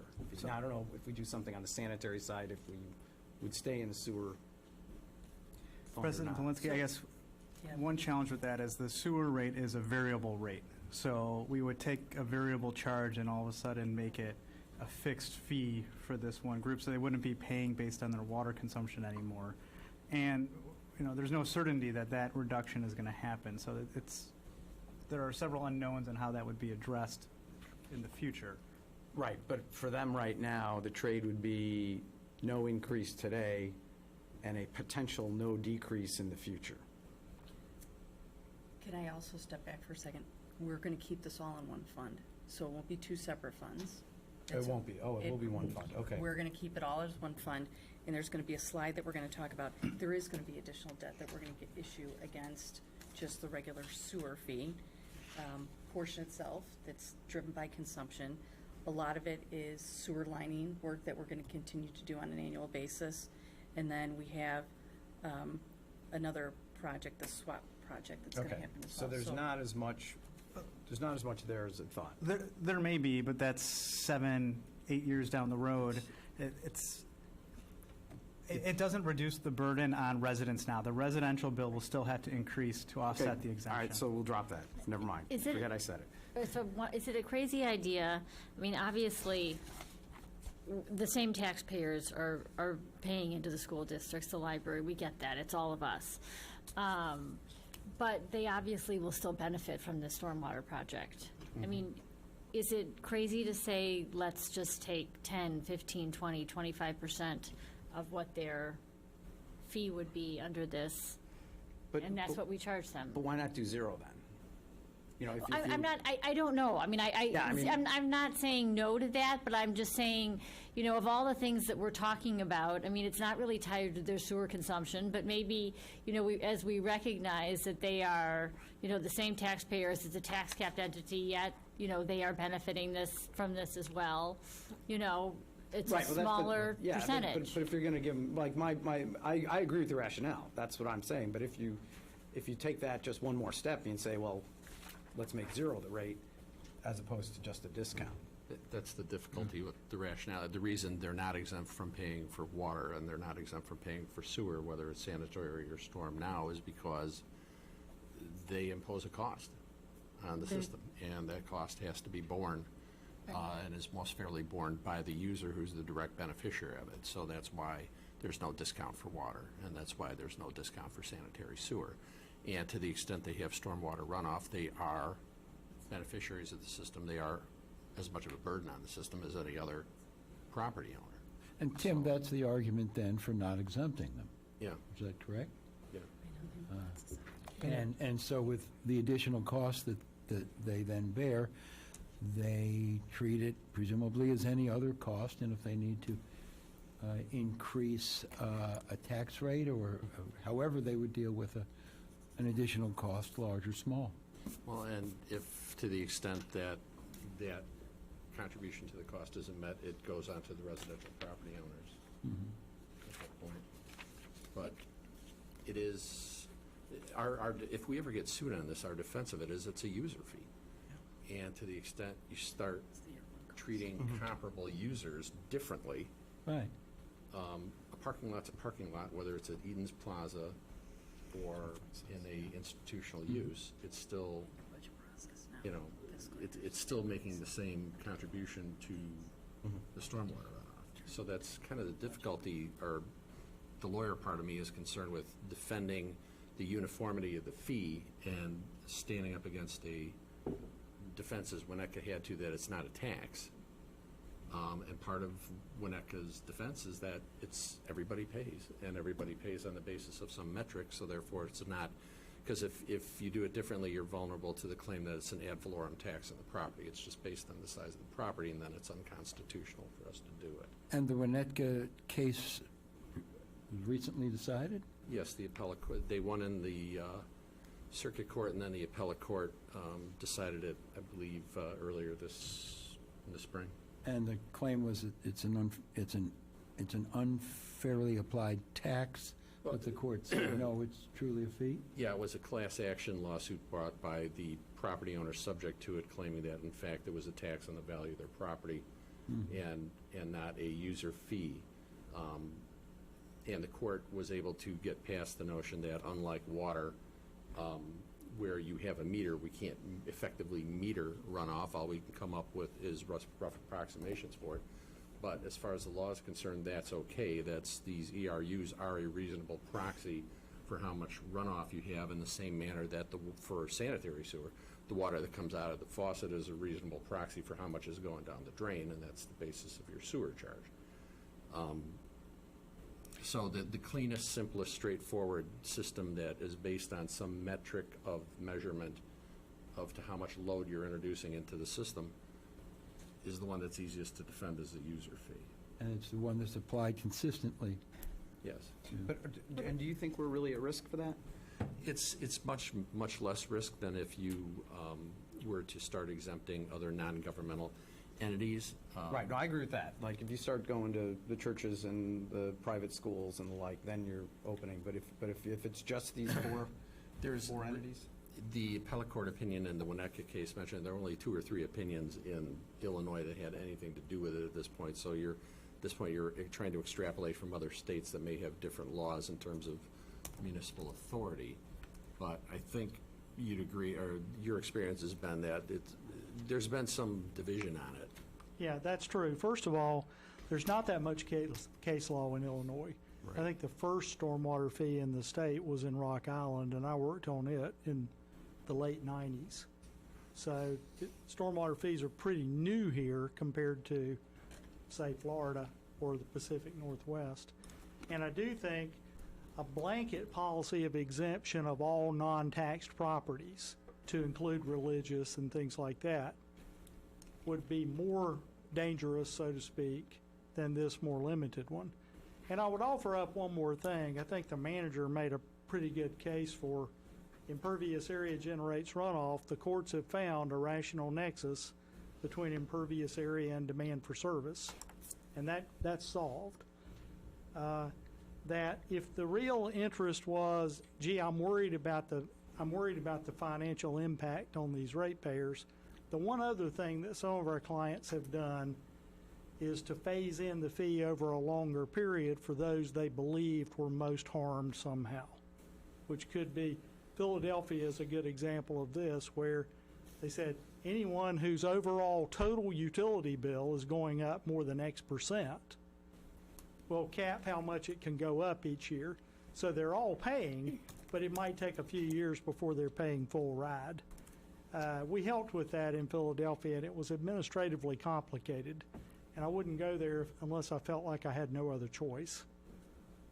And there's an elephant in the room, which is the question of whether we can defend imposing the fee on tax-capped entities if some tax-capped entities are not going to pay the fee. I'm sorry? Do we think the Park District will pay the fee? They can charge us rent. I mean, Equal to the fee, which is within their power as well. In their past history, is they've paid sewer and water fees as we've imposed them, and the biggest break, I guess, that we kind of had was when the sewer fee was first, when we started doing major projects and the sewer fee went up, it was applicable to the Park District. Their response to it, at least as far as the golf course was concerned, was to use well water for non-potable purposes, so just for irrigation, because the village was not going to exempt, the village had decided not to exempt irrigation water from the sewer fee, so their method of mitigating that cost was to dig a well. It's only allowed for non-irrigation purposes, not for potable water. Mm-hmm. But they have always paid whatever fee they've charged. We have good relationship with them as we do with the other units of government. Is there any rationale, I mean, we talk about credits for, institutions. Is there any additional credits, any other rationale that you could add credits for these tax-capped entities? We discussed with Rectelis education credits. The problem with that is that opens up all the private schools in town, and that creates a bigger issue in terms of revenue to fill, so that wasn't the best option in that regard. Okay, and there's no other kind of credit, I mean, I honestly worry that, like, Wilmette residents would pay more somehow, that, the schools have to then raise the taxes, and in general, I don't want the situation where residents are actually paying more than that exact amount, because then they raise it a little bit higher than they need to be flexible, and I don't know, maybe that's being cynical, but I feel like, You're saying it's less efficient going that route?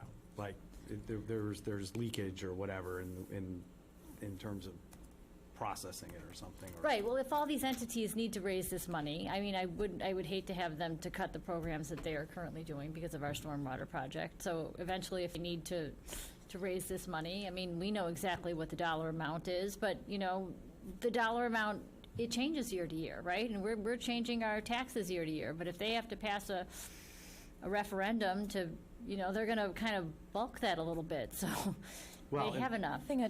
I guess the only thing I'd want to this is where I'm torn, is they are users of the services. And so it's no different than if we need to increase our water rates, or if we need to increase, whatever our cost is for refuge pickup or whatever. And, they're users of those, and they should pay whatever. It's no different. And so we have to be careful if we do it in this situation, we're going to, do we need to do it in another situation? I mean, I hear ultimately that this directly does go to the residents, so that's what I'm torn by. But we're trying to, as I've asked a lot of questions about who's using it and what the costs are, and these entities are a user of this fee. No, they are. I mean, there's no question about that. It becomes a question. And all of our fee, and everything that we charge. the Every time we increase it, they have to adjust. And if they weren't tax capped, then there'd be basically no argument here, because they could pass the fee along ratably. But, some of these entities are potentially going to be going for referendums, in the next 5 years to ask to blow through the tax caps. And this is one more of those increased costs that we have to deal with, is the village's stormwater fee, I mean, it is what it is. I'm not disagreeing, but you could make an argument, because they can't pass it on like others could, that you'd rather have them take their taxing power and not pay it to us, but rather direct it into the programs that they have. That in essence is the public policy case for not doing the obvious, which is, hey, they contribute to the problem and they should pay their fair share. That's the only public policy cases. Would you rather have them paying, would you rather have D39 paying us $26,000 next year, or having them spend $26,000 on their students? And we're just talking about the 4. That's really all. I believe so. Yeah. Yes. And I think, Senta, I'm aligned with what you're saying, is if we exempt them, we actually control the fee, versus having them part of the budget process to say, okay, it might be this. They may not know going through their budget process. Am I following your logic there? Right, I mean, right now, we're controlling the fee year to year. It's an exact number. I don't want a situation where, Wilmette taxpayers are paying more than this number. And I'm right, that chart above it, it's $15 to $28 more per tiers. 15, 20, 28. By 2026, right? If That's we the eliminate estimate. these 4. Right. Correct. Per household. Yeah, per yeah. This is the one that was sent out today.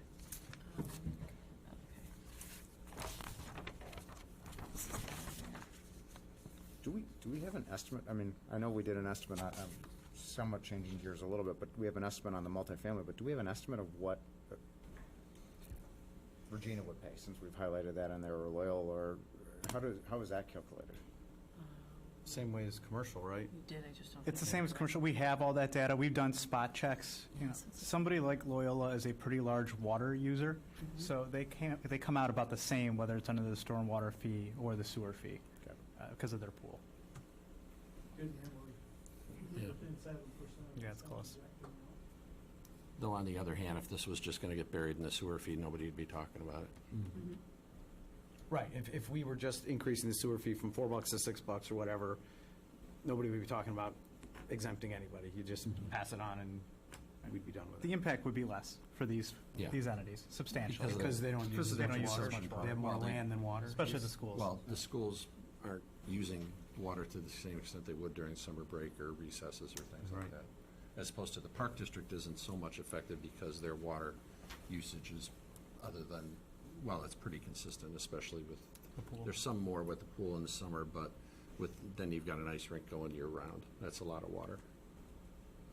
So let me ask, and maybe it's a question for the gentleman from Avoca. If you were to receive a fee in the nature that have been described, what's your response? What is your district do? Come on up to the mic. Welcome to the job. So, we're good citizens. First of all, we're going to pay the fee, but when we build our budget, we're going to have to look, as we are with everything else, what we're not going to do in proceeding years in relationship to that money, what that money would be doing otherwise, what are we not going to do? Right now, I'm actually going through a process, and I'll be having parent meetings at the beginning of October, where we go through a process to set budget priorities, a framework for deciding what's the first thing we cut, what's the second thing we cut, and go through that. So we'd have to, it would fall in there, and we build that framework. So when I build next year's budget, I'll have to look and see, because I will be paying this bill, as I should, as a good citizen. I can tell you right now, something like professional development for teachers would be an area where we would look to not do $6,000 worth of work, possibly. And that's actually very important work that we do when we implement a new curriculum, as we're doing with English and language arts. We have to go train all the teachers in how to implement that faithfully and effectively for kids, so to maximize what they get out of early literacy learning, for example. So that's one place right off the top I could tell you we'd have to start looking at. A lot of those other expenses, we run a pretty lean ship in lots of other ways. And so we'd have to look at it within the framework and the input we get from the community. But that's just one example. Does that answer Yeah, your question? exactly so. Thank you. Do you normally run surpluses or deficits? Or pretty close to balance? Brand new, started in July. So I believe we've been running a deficit for about the last 3 to 4 years. Right, that was my understanding. Yeah. The school districts tend to run deficits. So unlike us, where we might have a surplus at the end of the year, that you guys sort of budget to Yeah, tighter. we're estimating right now we're going to get to a 48% fund balance, which for a district our size starts to get into very dangerous territory because of, as you know, we only get 2 big paychecks a year, and we have to make everything run. And so within 2 years, we'll be in fund balance territory that could be very challenging for us. So we're first looking to do better budgeting and expenditure decisions. We have a contract negotiation coming up, and then we'll have to really see where we fall and go from there. Any other? In terms of when would a school district do a referendum? For something like the stormwater, that would be a tiny referendum. You would have to tie it to something. You mean it? Well, one of the reasons I'm going through this process with stakeholders is to make sure we confirm what our priorities are, and when we start to impinge upon those things that are really unassailable, we have to talk to the community about going out for referendum. I'm brand new. I think there are some pathways to get us in better shape than we are in right now, but I can't tell you that I'm going to turn it around to a surplus. For a district like ours, you actually want to run about at least 0.5% to 2% surplus a year to get your fund balance to where it should be And that's important so that when it comes time to make real investments in big programs, you can do it and you don't have to be at risk for doing so. And that's not capital. I'm not talking about capital items. We have capital bonding that's running out for the next 15 years. And we've done a lot of stuff, but nothing glamorous. Air conditioning, plumbing, electrical, things like that. Yeah, and you guys won't know your costs until you negotiate your next contract. You know, Right, that's the we won't thing. know that, yeah. I mean, will they be radically different? I mean, the community's very happy with the quality of education they get. So it really, I won't know for sure where we are until after we go through that process. Right. Thank you. See, you come to a meeting, you have to answer questions too. That's okay. I'm moving closer to the first group of full exemption. It's far from clear, but I think that answer may be the righter answer than charging the full amount. You certainly can argue both sides, and we have. My view is just that in particular for the two schools, and for the library. I mean, I don't know what a $4,000 program means at the library, but that probably means they're cutting something somewhere. Yeah. Although the library We're gonna runs. pay for it somewhere. They've got enough in their reserve to cover it. Yeah, that's right. The library may be different, but the schools They're are not I know, I'm running just saying. big I'm surpluses. Yeah. And Park the district. dollars start to get large after a while, but the chart at the top of page 2, showing the cost for each tier of full exemption, those additional costs are modest, at least in my view. And I think that that's a fair allocation of the benefit and the harm. You put it on the screen. We have to adjust it. There we go. Go the opposite way you think you need to go. The other thing. So what Peter's saying is, if you exempted them in 2020, at least it'd be $6 to $10 Yeah. per household. Yeah. And in 2026, it'd be $15 to $28. 4 to 5% more than what we're, if we didn't exempt them. Right, and again, either the programs are going down or the taxes are one or the other. Right.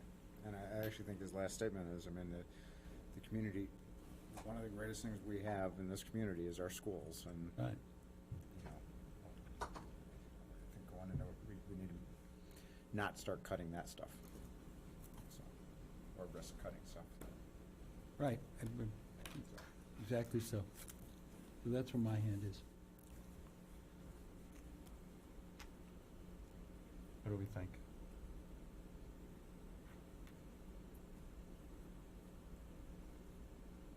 No, I agree. I mean, if anything, I was thinking of, a small percentage, but if we can't justify that on any rational basis, a 10% or a 15% of the cost, then I'm in favor of exempting them.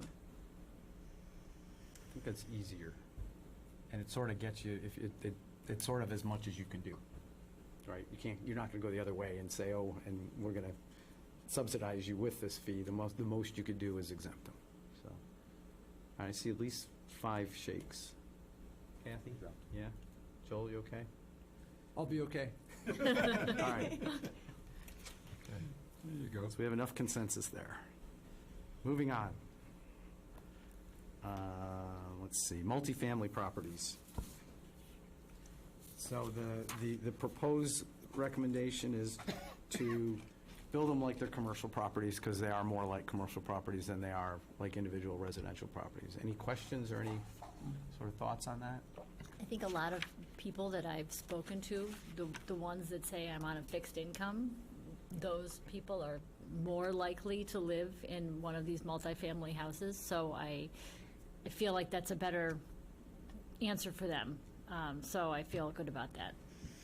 Seems fair, right? Does Yeah. it seem fair? Yeah, I was fine. I was on the math. I was trying, where I maybe got too much in the weeds. Does this promote development with more units versus more 611 types where it had, you know, and I don't know, the unintended, zone- what look, are the the zone- unintended Yeah, consequences? but the to zoning maybe- ordinance is going to be the restrictor there. People are always going to build more if they can. It's going to be the zoning ordinance that stops that. No, the types of buildings. Would 611 want, I can't remember how many, 300 units in it versus 108 or whatever they have? Again, I versus think the eight. dollars, It's just not enough money yeah. to make a difference. No, that's why I'm just trying to figure out what are the What are the unintended pitfalls of it? Yeah. But I this mean, I is get all the money and fairly everything that you're standard, saying, but you were what are saying, the yeah. unintended consequences? That's- Okay, so But I'm fine with it. multifamily, we're all good, I think? Okay. Got that one. What's left? We talked about the fee structure, credits and incentives.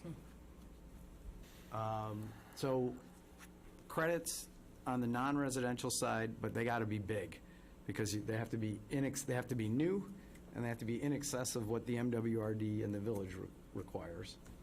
And then incentives on the residential side, these are one-time payments, right? Where if you do something that's positive for the system, we'll help subsidize that. And the amounts are all TBD because the staff and RAF tell us is going to figure it out. Did I get that right? Correct.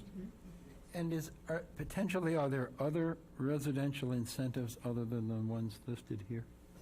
There can be, yes. This is an example, you know, and Well, Rain Ready has a bunch, don't they? How many are in Rain Ready? Like 2 or 3? There are a lot of applicants.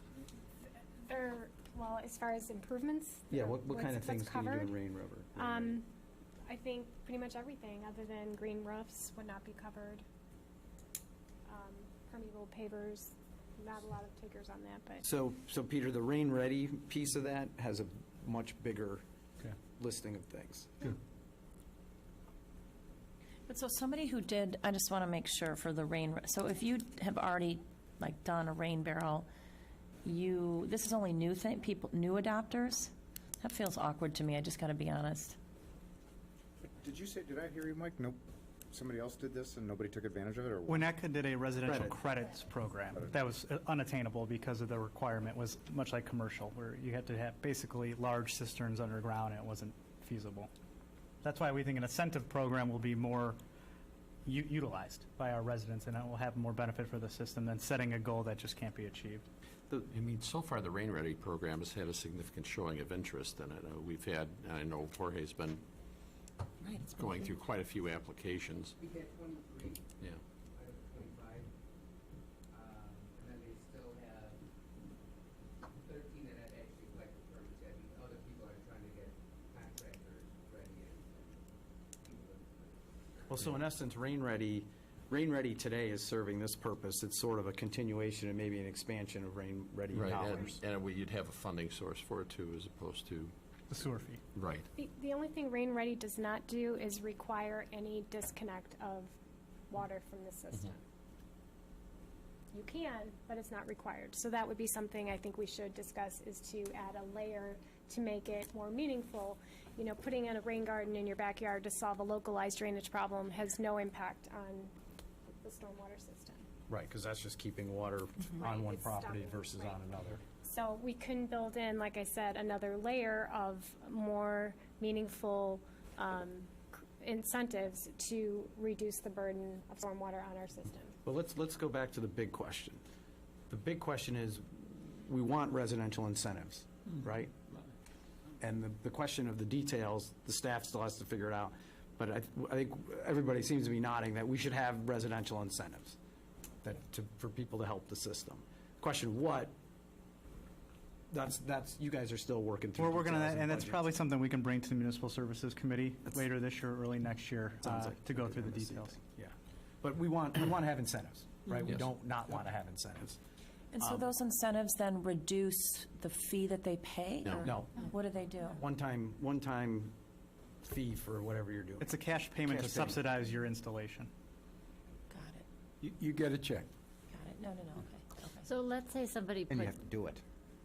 you know, And so, okay. Get the check And after you do so, Yeah, so this doesn't have any impact on other individuals' utility fees? No. No. Okay. No, this is just going to come out of the pot of money It's going to come out of the Come out- fees so collected. it's not built come into out the of- fee it'll- already. yeah. Right. And so You we're going have- to you cap have the to do total it amount of the incentive to 35,000, or we don't know yet? That's how much is included in the current rate. So if we wanted, say we wanted to make That's how it, much is included in the current rate. So if we want to do 70,000, it might have a slight impact. Got it, okay. And it's only just was making for sure. whatever's undertaken after January 1st.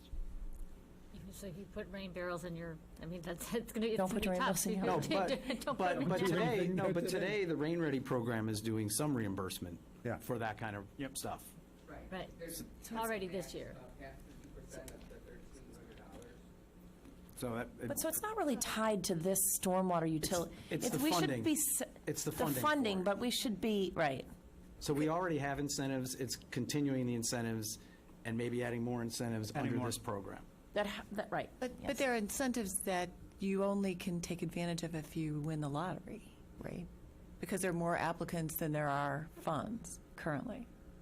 So, well, right now they are. I think that'll There's- reduce over time, but, as we build up a reserve in the sewer fund, there may be flexibility to come back to the board and say, hey, we have 50 applications, we'd like to fund more this year. I think that is a possibility in 2020.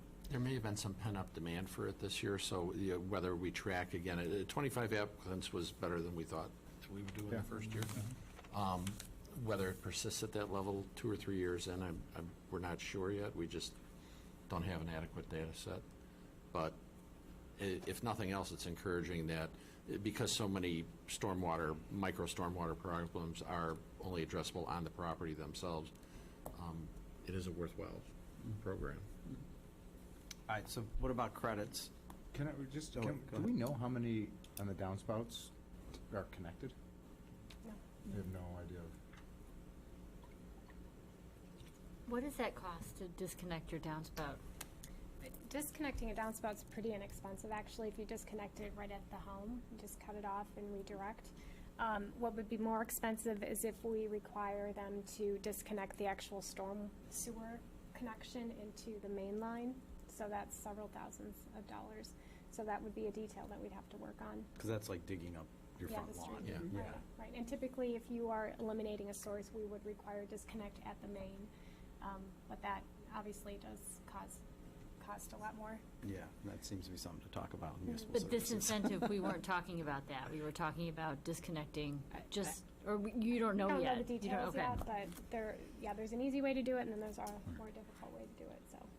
And the actual labor of disconnecting the downspouts, would that be performed by someone in the Public Works Department, or you just need to hire a contractor to do that? Yeah, you'd hire a contractor. Okay, but incentives, Looking at that. we're good. We're going to take it to municipal services to figure out, staff and Ref Tellus is going to make a proposal. Municipal services can talk about the details. I think that makes sense. That's sort of a detailed municipal services type thing to talk about. All right, so credits for non-residential properties. My question, I guess, is it seems like the impact might be relatively small, like, 10 hour, but it seems like something you want to encourage. If they're tearing up Plaza del Lago and it's all ripped up, I don't know if the math works that they would be incented to do it or not, but if it does, shouldn't we incent them? I guess that's the question. It's like, it will have an effect on the rate. If somebody's paying less, somebody else may have to pay more, but if you're taking water out of the system and enough people take water out of the system, maybe performance of this system is such that you might not have to do future improvements to the system.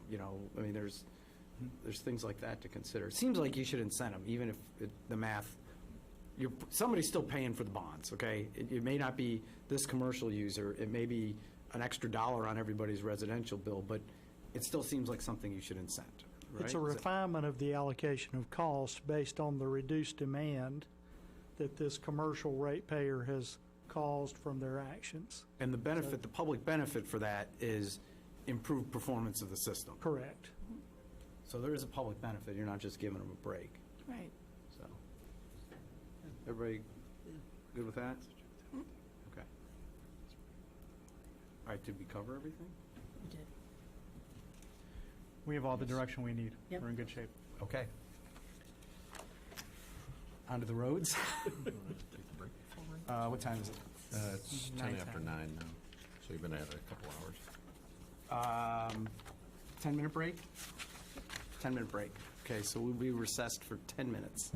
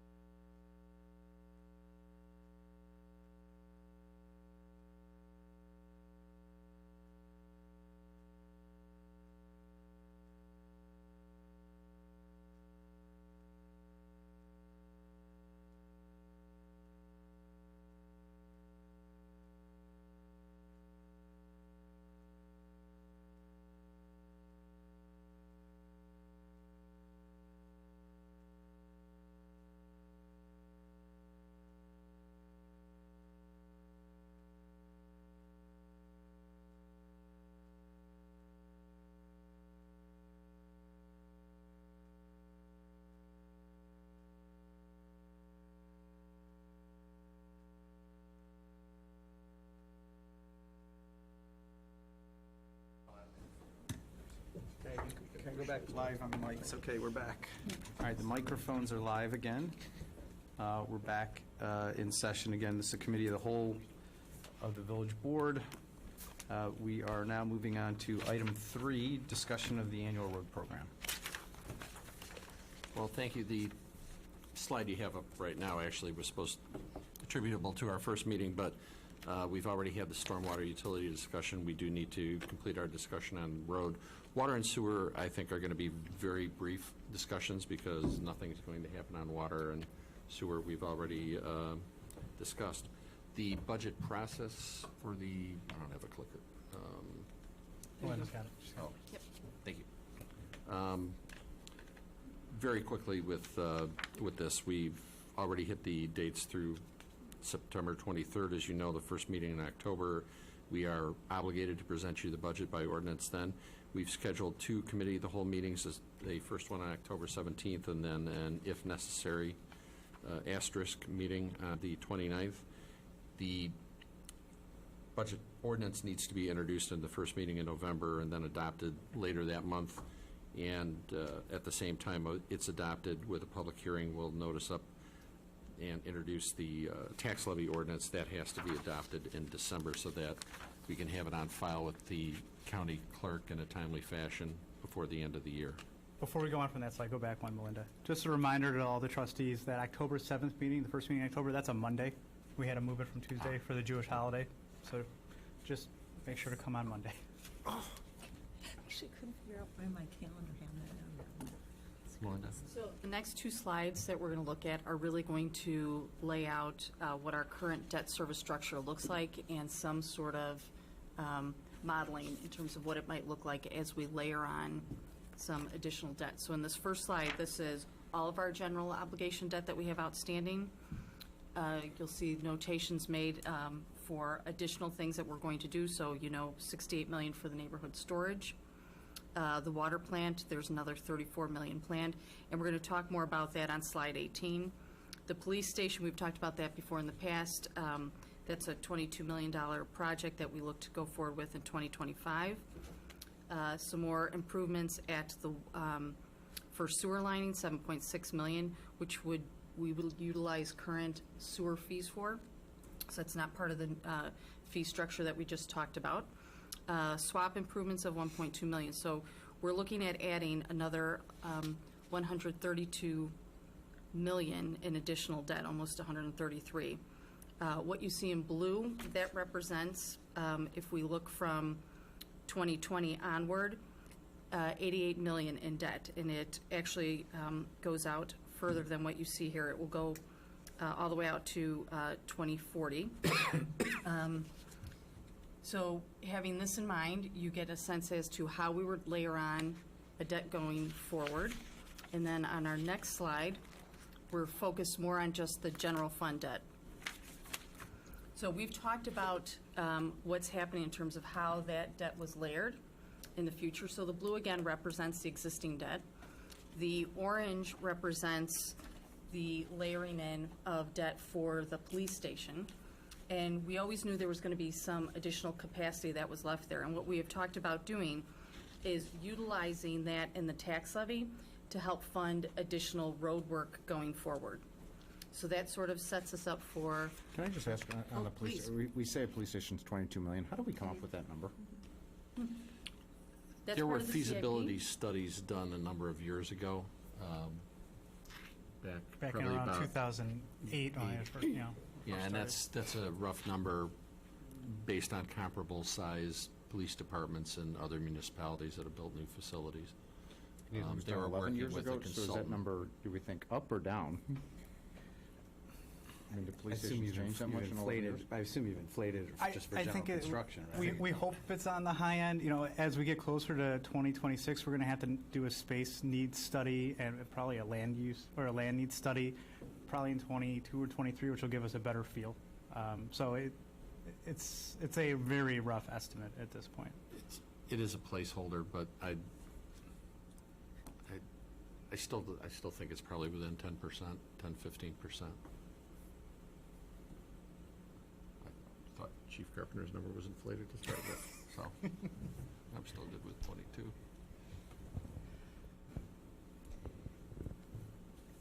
This is the same graph that you all saw in the August presentation on roads. The difference is the end point, the 57, the 2019 mark, went up one tick from August, went from 56 to 57 in PCI rating.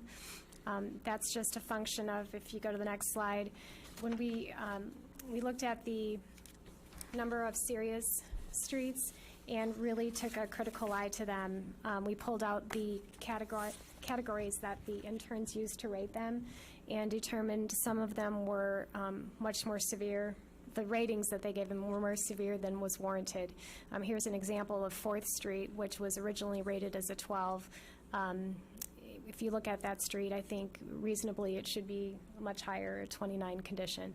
So we went and checked about 1/3 of the streets and modified the PCIs accordingly. So that's what the small increase was a result of. And what's not showing on the slide because of the presentation, but was in your PowerPoint in your packet, was this is a candidate for patching. So if it's patched, it would bring the PCI all the way up to in the mid-50s. So when we're talking about, how much improvement we need in our streets, there are opportunities to significantly improve a street that's rated in serious or very poor and make a meaningful difference on that block still. So when we talk about the road program, it's really so much more than just roads. It's all the categories here, alleys, sidewalks, brick streets, patching. So engineering staff took a look at all the engineering programs that we recommend in order to keep our road infrastructure in a condition that is acceptable to the community, and this is the recommendation. The $2.3 million is essentially what we need to keep the road program from not getting worse. And if the goal is to get us to 2027, when we can use some of the debt service proceeds and apply that to the road program, the $2.3 million will keep us steady until that point. One key here is the $115,000, the line item below the $2.3 million, is for road program services. These are the soft costs for topographical survey and engineering fees. We're budgeting that separate. So when we talk about a $2.3 million road program, every penny of that funding goes actually into the roads. So the total of that program is $3.7 million. So Bridget talked about our goal. Obviously, the question is, how do we accomplish that? And the first point is to keep the road program whole, meaning that full $2.3 million goes into construction, into the streets, and not into any of our soft costs, which was that second line item Bridget was talking about for survey, soil borings, and whatnot. So to keep that road program whole, we need to find alternative funding sources for these one-time large grant-funded projects, which is what we talked about at our last meeting. By funding those out of the annual program has played a major part in the degradation of our PCI. So Central Avenue, if we were not to find an alternative source, in each of the next 2 years, we'd have to pull $1.2 million out of our annual road program. Because this is a reconstruction and has a 50-year life, we're recommending to fund that with bond proceeds. It's a generational project. It's not a simple resurfacing, and that would allow us to keep the road program whole in those 2 years. You see the bottom bullet point. To do that, we would have to increase the tax levy by 0.88%, but not until fiscal year 22. We would float the first year and a half with our general fund reserves and then pay the reserves back with that bond issue once the project's complete. And then the other two grant-funded projects, Skokie Valley Trail and the Skokie Lake intersection, we'd recommend utilizing the general fund reserve. We do have a solid existing reserve level, and there'll be a slide later in the presentation Melinda will walk us through, but we feel comfortable at this point in time, given our where else we project to utilize that reserve, that we can handle those two projects through the reserve. So what this means is we need $500,000 in new revenue beginning in 2020 to get to our $2.3 million. To do that, we believe the most stable source of revenue is the tax levy, and you see that as the additional funding for roads of an additional 2.7% increase in the levy, rounding up to about a $50 increase for the average residential property taxpayer in Wilmette. That puts our total levy at 7.6%. We're still working on the 2020 budget, so that number may adjust a little bit as we present that proposed budget in October, but it's a pretty solid number at this point. And this is not dissimilar to what we did 2 years ago? 2016. Yeah, so Three. 3 years ago. Okay, where we sort of delineated Almost an incremental piece to the property tax that I believe was $500,000, wasn't it? 150. 150,000. It was $500,000 in total we needed to get to. Yeah. 150 came out of the tax levy, and then it was the 3-cent fuel tax increase. Yeah. Okay, okay. What? The other, well, Did you follow? the other question is, what about the incremental MFT? That's already included in here, right? That's- So the Yep. state, our share of the state's increase in the motor fuel tax, we expect 400 and some thousand? 490,000. So Okay, this, so almost another $500,000. So this is almost $1 million increase in funding. correct. Which is significant considering we're talking about 2.3, you know? I mean, it's just all the places where the Where did you other come funding up with gets- the $1 million? Oh, I thought you said of 500,000? Yeah. $500,000 in new revenues from us? $500,000 in new revenues from us, 490,000 from the additional motor fuel tax from the state when they increased their gasoline tax. When they doubled it, we get a portion of that increase. So the 500 is on top of the 490. That's really how all the rest of these categories are getting funded as well, at the levels that they are. So the board may recall, we had been accelerating a lot of these maintenance programs and utilizing engineering program reserves to pay for that. Well, those reserves are gone now. So when President Bielinski's talking about almost $1 million in new funding, a lot of that is being backfilled to those other maintenance programs, including the bricks, which have been coming in higher than we had anticipated as well. So that $1 million gets us to what we would call an acceptable level of funding in the overall engineering program. If we look at our tax levy increase over the last 10 years, I thought this is what you were actually going to ask President Bielinski earlier. When is the last time we've done a 7.6% increase? Like, how significant is this relative to what think- we've done over the last 10 years or something? I mean, Nancy was village president the last time it was this high. okay, so, It was when we did, That's- when we did the extra funding, I think we crossed 5. We're at 4.97. Okay. So this is, now, included in the existing levy is at least a portion for the pensions, right? Yes. Which Yes. includes using reserves for a portion of that as well. So how much of the existing levy increase is pension-oriented? Do we know? I want to say there's about 2% of that increase is tied to what was going to be pension, and the rest of the pension increase we are utilizing reserves for. Right, so if you take that out, that means sort of our non-extraordinary, just our normal operating debt service, and sort of quote normal pension is 2.9%. We've done 2 extra percent because we changed our pension funding, and we're proposing 2.7% for roads. Yes. Yeah, we'll have those numbers broken out in detail at the next meeting. So we're not done with the tax levy, so Yeah. I don't think we should commit to Okay. the 2% being a part of the pension. Now, the question to Trustee Dodd's point, 2006, the tax levy increase was 8.02%. 2004, it was 8.43%. So that would be the last time it's gone this high. I'm sorry. Yeah, 5%. Nancy's last year, Chris's second year. And 2008 was 5.92%. Yeah. Mike, that's the total levy? The Total levy Total increase. levy. Levy increase. the levy increase. Increase. Increase, Percentage yeah. increase. And it So, I mean, the question really is, look, and you know, I'm very curious for the 4 individuals on the board that just went through an election, because you guys tend to really be on, I mean, and through the campaigning, you talk to people, you talk to residents, and my impression from conversations I've had with the 4 of you and with residents is it was about roads, roads, and roads. And now, we had just gone through a lousy winter, the freeze-thaw cycle, the roads were in lousy shape, way worse than they are now.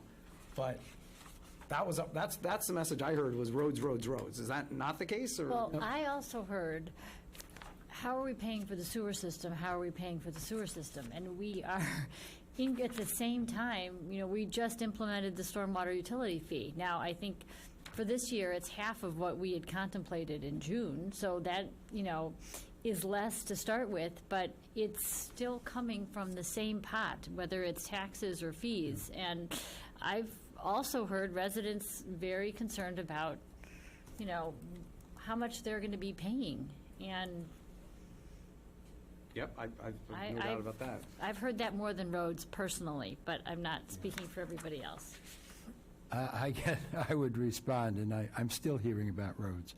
I'm out walking my dog a couple of times a day, and they are, people aren't speaking about cannabis. They really are concerned about the state of the roads, and if we were to have a winter like the one that we just had, and had additional damage to our roads, how that would set us back further. But to Santa's point, the numbers are, at least to a newcomer, the numbers are starting to get pretty huge. And we're doing an awful lot. We're biting off an awful lot between stormwater and pensions. And yes, we do need to do something with roads. And I have argued to Mike, and I will tonight, that I'm not sure, at least for next year and the year following, that we're even doing enough. But everyone in Wilmette drives, pretty much everywhere. Wherever you live, you go to Eden's Plaza, or you go to Plaza del Lago. Even if stormwater isn't an issue for you, everyone drives on the roads. So I think that is an issue that really concerns a lot of people really throughout the village, and certainly where I live. Well, and I would add to that they don't just drive in Wilmette. And I think there's a general sense that we are, and I think the numbers that were given to us in the last couple of days indicate that it's true that our roads are significantly worse than most of the communities surrounding us. And that most people know that. I mean, because they don't just drive in Wilmette, and they don't understand how we got to this point, but Evanston is not at this point, and Glenview is not at this point, and Winnetka is not at this point. And I know that Glencoe was not included in that chart that was passed around, but their roads are in very good condition from having driven up there quite a bit, better than Winnetka and Glenview. Yeah, and I would, my one suggestion would be that for a resident who's driving in Glenview, the number of side streets they're driving on is probably a much lower percentage than the number of side streets they might drive on in here. So if That's you're just correct. comparing Lake and Green Bay Road and Sheridan Road to Lake and, Waukegan Road and the like, you might have a more favorable perspective. But notwithstanding that, it's still a perspective that people think our roads have degraded quite a bit. Well, I think, unless you're questioning those charts that indicate they that have the to be. general quality of the roads in Evanston and Glenview are considerably better than ours. Well, I mean, the chart said good and fair. They didn't Well, have and ours is not, So if is barely fair. I know, but I know the staff has great relationships with the staff in other communities, but I'm not sure there's a whole bunch of staff members that are gonna tell another community that our roads are in really bad shape, because sort of the staff and the elected officials own that. Well, I don't have another basis, President Belisky. Yeah, no, I understand. I can only go by the information that we've been given, and I have no reason to doubt its veracity at this point. Right, and that's, look, the roads won't fix themselves without money. No? That's as simple as it is on that. So, Dan, what about, oh, I'm sorry, Gina, were you? And if I could just say one more thing. It's not just about the general condition of the roads. It's the large number of roads that are in very poor and serious condition. And so that even if we were generally the same as everybody else, the people that live on those roads don't like the idea that it might be until 2023 before their road is improved. Yeah, I understand. Sorry, so that's just what I would add. Dan? I think, I'm not going to say anything. I mean, the stormwater, people know we need to move forward with, and it's the right thing. And people ask about the roads. Nobody's asking about pensions. Nobody's asking about it. Right. Well, I don't think they understand the issue quite as well. No, and I don't want to speak and say they don't understand it, but nobody, that's not. It's not. Well, we also haven't raised any revenue yet. We've just talked about raising revenue on the pensions. So, but that's not, they want the stormwater, they want the roads. That's what they see. Yeah, and look, the pensions, that was a defensive move. I totally agree with that. So that we didn't end up in a spot where we were really going to be in trouble. Really be in trouble. So, Now, what, is not in here is, how much the village is getting in federal funding for roads. I mean, a lot was spent this year already in roads.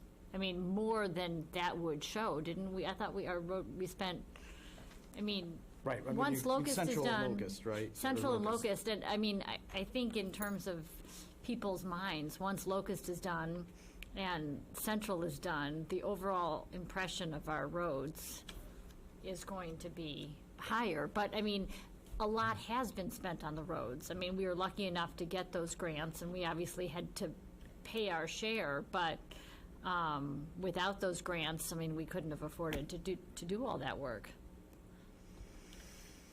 Yeah, Senda, I guess I would take issue with the thought that once those projects are completed, folks will be thinking things are a lot better. It just depends on where you drive.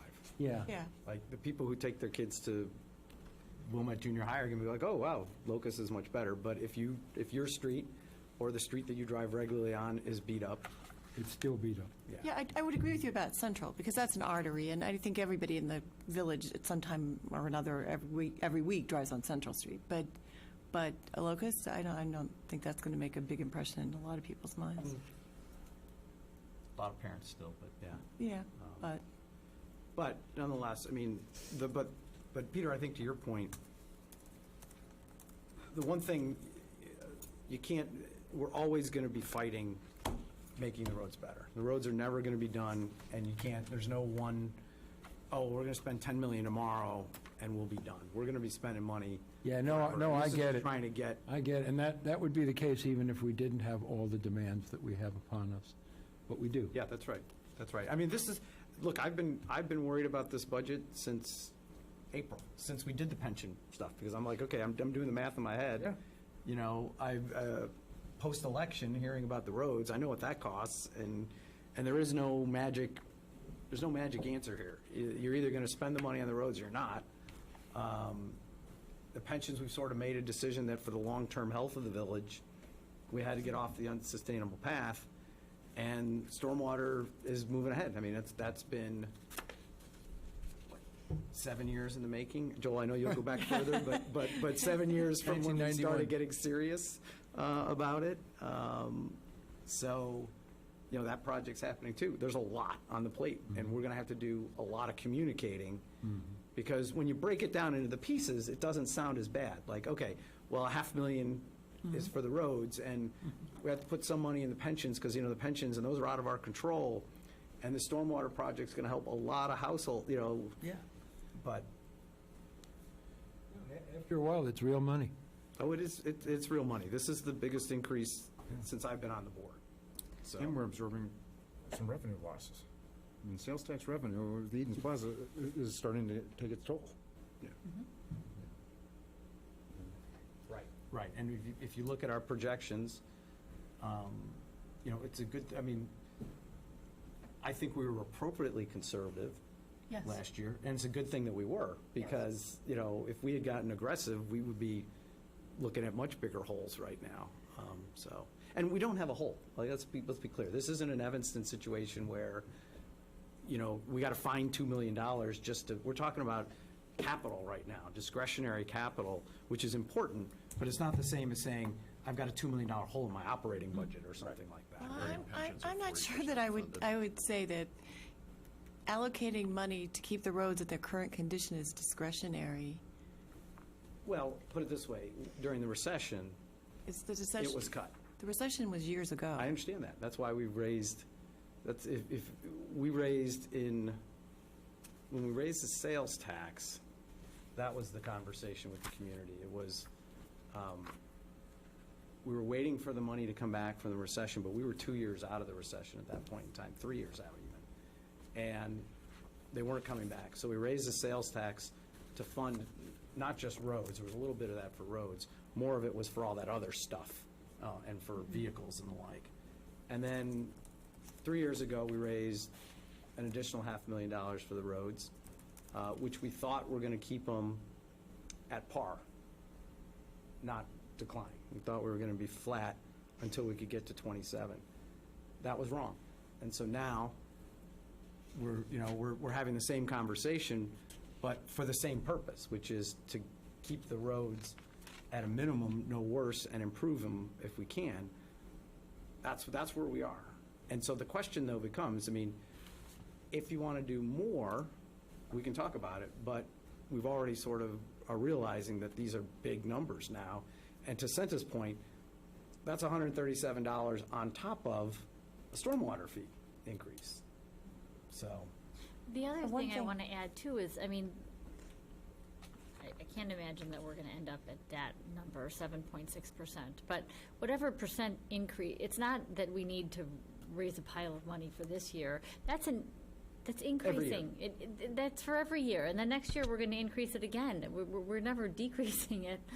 Even this year, we had the lowest, percentage increase, but it was still an increase, and that's understandable. I mean, costs go up, personnel goes up. We understand that, but, even if it was at zero next year, we've still increased it by 7.6%. yeah, and it won't be zero next year. I know, but even if it ever could be, you can't forget that you've increased it. You're already paying more than you did the year before. So, Sorry, of the No, go ahead. 4.9%, how much of that is for pensions and debt service? What's the break, because we're still going to do that breakdown, right? Yep. So I just had it bookmarked a second ago. So give me a moment, I'll find it for you.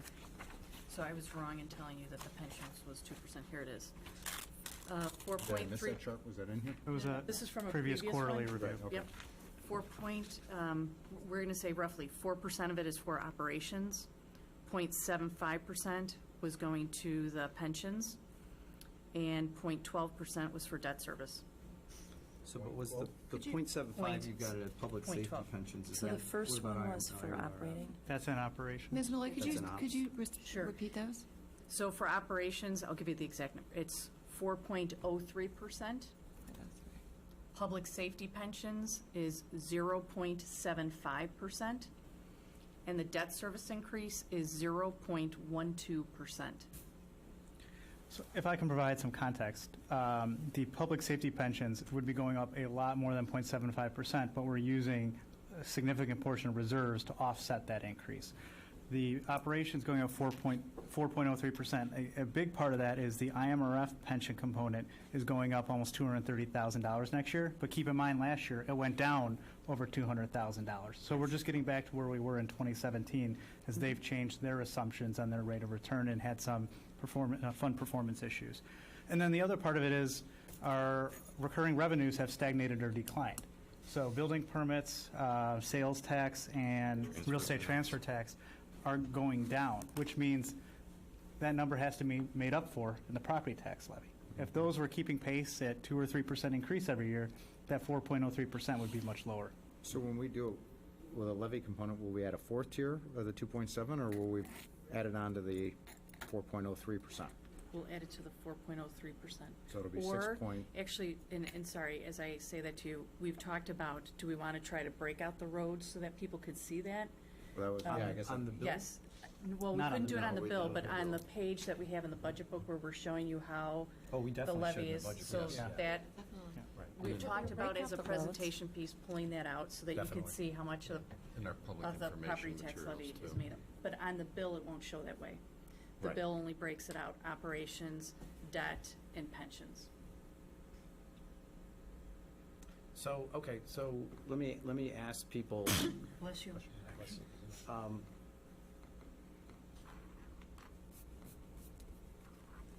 I guess there's, we're talking about roads, okay, so there's lots of other stuff, but we're talking about roads right now.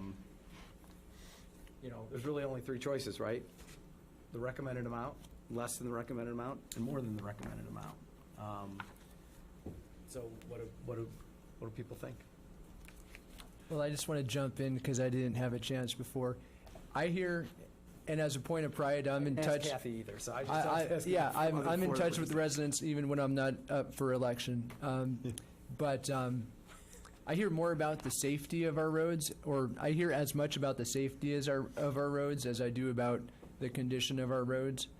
And I do think that we have made significant progress in that area. But I'm probably in the camp of hearing less on it. Of spending less? Sorry? I'm hearing less in terms of roads as a priority as Oh, okay, relative to other things that we are tackling. okay. And when you say safety, are you talking about the quality of the road or pedestrian improvements and things like that? Pedestrian improvement, crossing guards, traffic calming, striping, other types of things like that. All right, so let's talk about the dollars. More or less or the same? More or less or the recommended amount? My thought was that we do more for this year and next year, and then go back to the 2.3 million suggested. So that's and that's on the property tax? Yeah, I don't know where else it's coming from. Right. But I think we need to do something fairly significant and dramatic right now. So every $500,000 is $47 and 2.7%. What do you think? Should we talk about what this gets us? Okay. Yeah, 'cause Let me that would pause. have Let me to pause. be- Let me pause. Because last year, the operating levy was 1.68.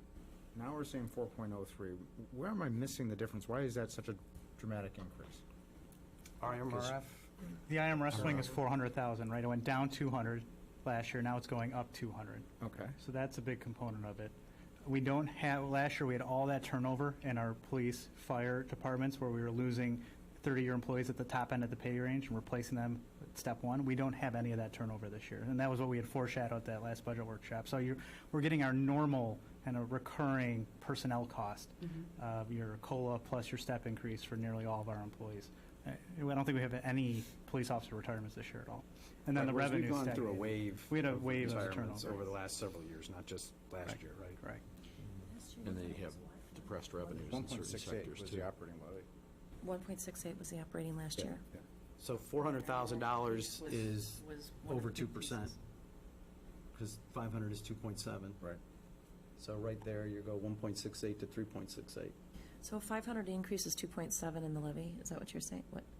Yeah, right, that's because that's what Yes. the roads. Well, let me ask Got it. a question of Bridget. Yeah, I mean, If you did what I'm contemplating, That was 2. what more would that enable you to do? well, Peter, I'm gonna interrupt. I probably asked the question too early, because we didn't say, okay, what do I get for the money? So,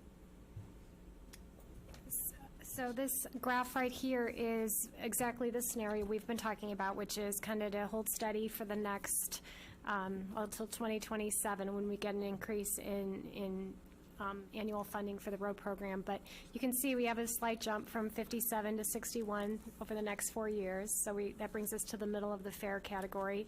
But the 2.3 million over, as you get into the out years, isn't enough to maintain the roads in that condition. So they start to decline until 2026, 2027, when we get the additional 4 million. And then you can see it takes a pretty significant increase. This is inclusive of the funding we're talking about in terms of the $47 increase in the property tax levy. We've always been very conservative on our numbers, but keep in mind, I think as we get out past 2021, the situation at Eden's Plaza is not going to persist, I don't believe, that long. Hopefully that's going to resolve itself by spring of 2021 or thereabouts. So there may be, again, we're always very conservative with this. We're not going to project rebounding sales tax revenue if we don't have it yet. But as we look out to where you see it dip below the line, 2025, keep in mind that's going to be subject to change. I don't think we're reliably predicting sales tax out 6 years. And you're at kind of a low point right now. so So you go to the next slide, yeah. Do you want the next one? Pass this? No, that one. Okay. That one. So I'm sorry, this, you hit it this before. is an existing condition and a very long-term look at what happens to the swing and the condition of our roads between now and 2036. But you can see there's a pretty dramatic shift in roads going from the serious, very poor category to the top categories, good and excellent. But we've got to wait a long time for that to happen. I thought there was a slide that showed, or a statement somewhere that said what the cost to do all of the serious and very poor streets. Yeah, but Then see, those numbers there's don't totally add up. I think it was 9.2 million to do It's all eight- the serious. 8.6 for the serious, And like 20. plus 15% for engineering, because we would have to outsource the design and the management of that. It is in there. I thought I saw And it. that hits your serious, that hits your very poor that would become serious in 2020 as well. If it's 8.2, you're saying? 8.6. 8.6 and 22 million. If we put all for- 8.6 in now, you're saying, we would get all the serious, All the 2020 serious streets would be done. But we couldn't even handle that with our, That's why you'd add 15% for engineering, but it would still be very difficult. Just so you don't We're still Trying to managing remember that number. that Just so you engineering don't have to consulting try and firm. remember, I'm just Yeah, telling you. I mean, that There's big a a lot of bubble of numbers. projects, it would have to all be managed by outside firms. But the Oh, problem yes. with that is we still have to have inside staff to manage the outside firms. You can't just turn them loose and have them unsupervised by us, or else we're just begging for problems. all of Wilmette would be dug up between that and our neighborhood storage project. And Yeah, I mean, it does concern me as, in terms of the bandwidth of the engineering department being able to handle supervising both the sewer project and a massive road project. And central. Bridget, can you Oh, go to and the next slide? the next slide sort of shows it too. Yeah, this is what Trustee Barrow was talking about. It's really an accelerated program next year to accomplish the serious streets. The 8.6 grows to 10 million because we'll have to outsource the engineering and construction management. But obviously, that gives us a nice 10-point jump to 67.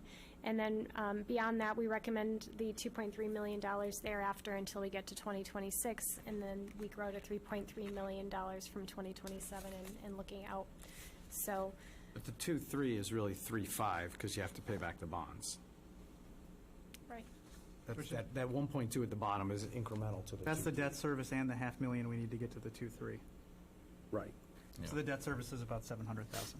So we would have to, For 20 years. we would have to find, in addition to the $500,000 to get to 2.3, we'd have to find another $1.2 million on top of that? No. It's $700,000 for debt service plus $500,000 to get to the 2.3, so $1.2 million total. right. Your debt service would be about 700,000. 700, okay, all right, fund and, okay. So instead of it being 2.7%, it would be, Maybe 6. So this slide is showing a 10 million investment and then 6.5, yeah. 2.3. Oh, no. And So- it always, I feel like I have to always add an asterisk whenever we're talking about a $10 million investment, because it's not. You're going to spend about $14 million with interest to get about $8.5 million of investment, because we can't manage this program in-house. You're going to spend about 15% of it on outside services. So I think the first question we should be thinking about as a board, I guess, is what do we think is the right number to get to? You know, like, what do we feel would be a condition of the roads that we'd be comfortable with? Because I feel like we've got all these scenarios, but I'm not even clear on, you know, There was a set of slides once that had, just in the last meeting, I think, that had the different conditions of the roads, wasn't it? but that didn't talk about, you know, like, who was it that gave me a good perspective? I thought it was maybe Mike, who said, instead of maybe looking at PCI, should we be thinking about our goal is to get all of the serious roads, you know, done? And that's our goal, and we figure out how to do that, and then, That's what this is. That's this. I know, but I'm asking, is An that? overall goal. I'm asking what our overall goal is. And I just think it's really important for us to be thinking about, I mean, you know, the past board, when they kind of made the commitment, you know, said the right number is 68 or whatever, or 65, I can't remember. But, this is showing even that with a big investment, it goes to 67. And is that what we think, where we want to be? I think it was 62, but I thought it was sort of wherever we were. We didn't want to get worse, but I don't remember exactly. 65. It was We knew we were going to go 65. down to 65. Okay. But then it was going to go back up at the 27. I mean, 65 is at the high, and I think we have to think of it relative to everything else going on, too. 65 is at close to the high end of fair. That, to What's- me, John, do you have a picture? seems of pretty of the 65? aggressive and not realistic in No, everything else we like have the going on. picture of we've had pictures of what a 65 looks like, what a road looks like, and what a 50 looks like. Yeah, Like- pull up the August 27 presentation. It should be minimized. Save that one. I drove the roads today. It was actually kind of helpful in your, and first of all, the serious roads are very serious. Yeah.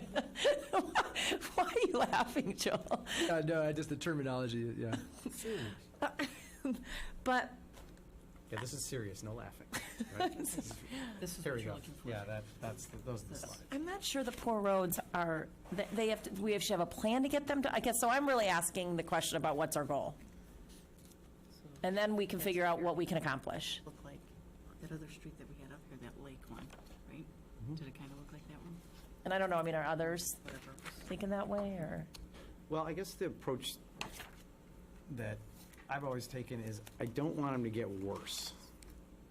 But I guess I would just the question question, is if how we much put in a better- lot of money, I guess the reason why, what I am concerned about, and I don't want to, I think roads are in bad condition, but if we go through and increase our property tax, and let's just say we do a 9% increase, and we put some money in, and people are going to, and we're also doing the stormwater fee, and we're also talking about some other things, and there's not a noticeable difference in our roads, I'm concerned how residents are going to react to that. So I'm really torn here, to be honest, between Peter's suggestion, just put it all in, or not do that much until we can really make an impact.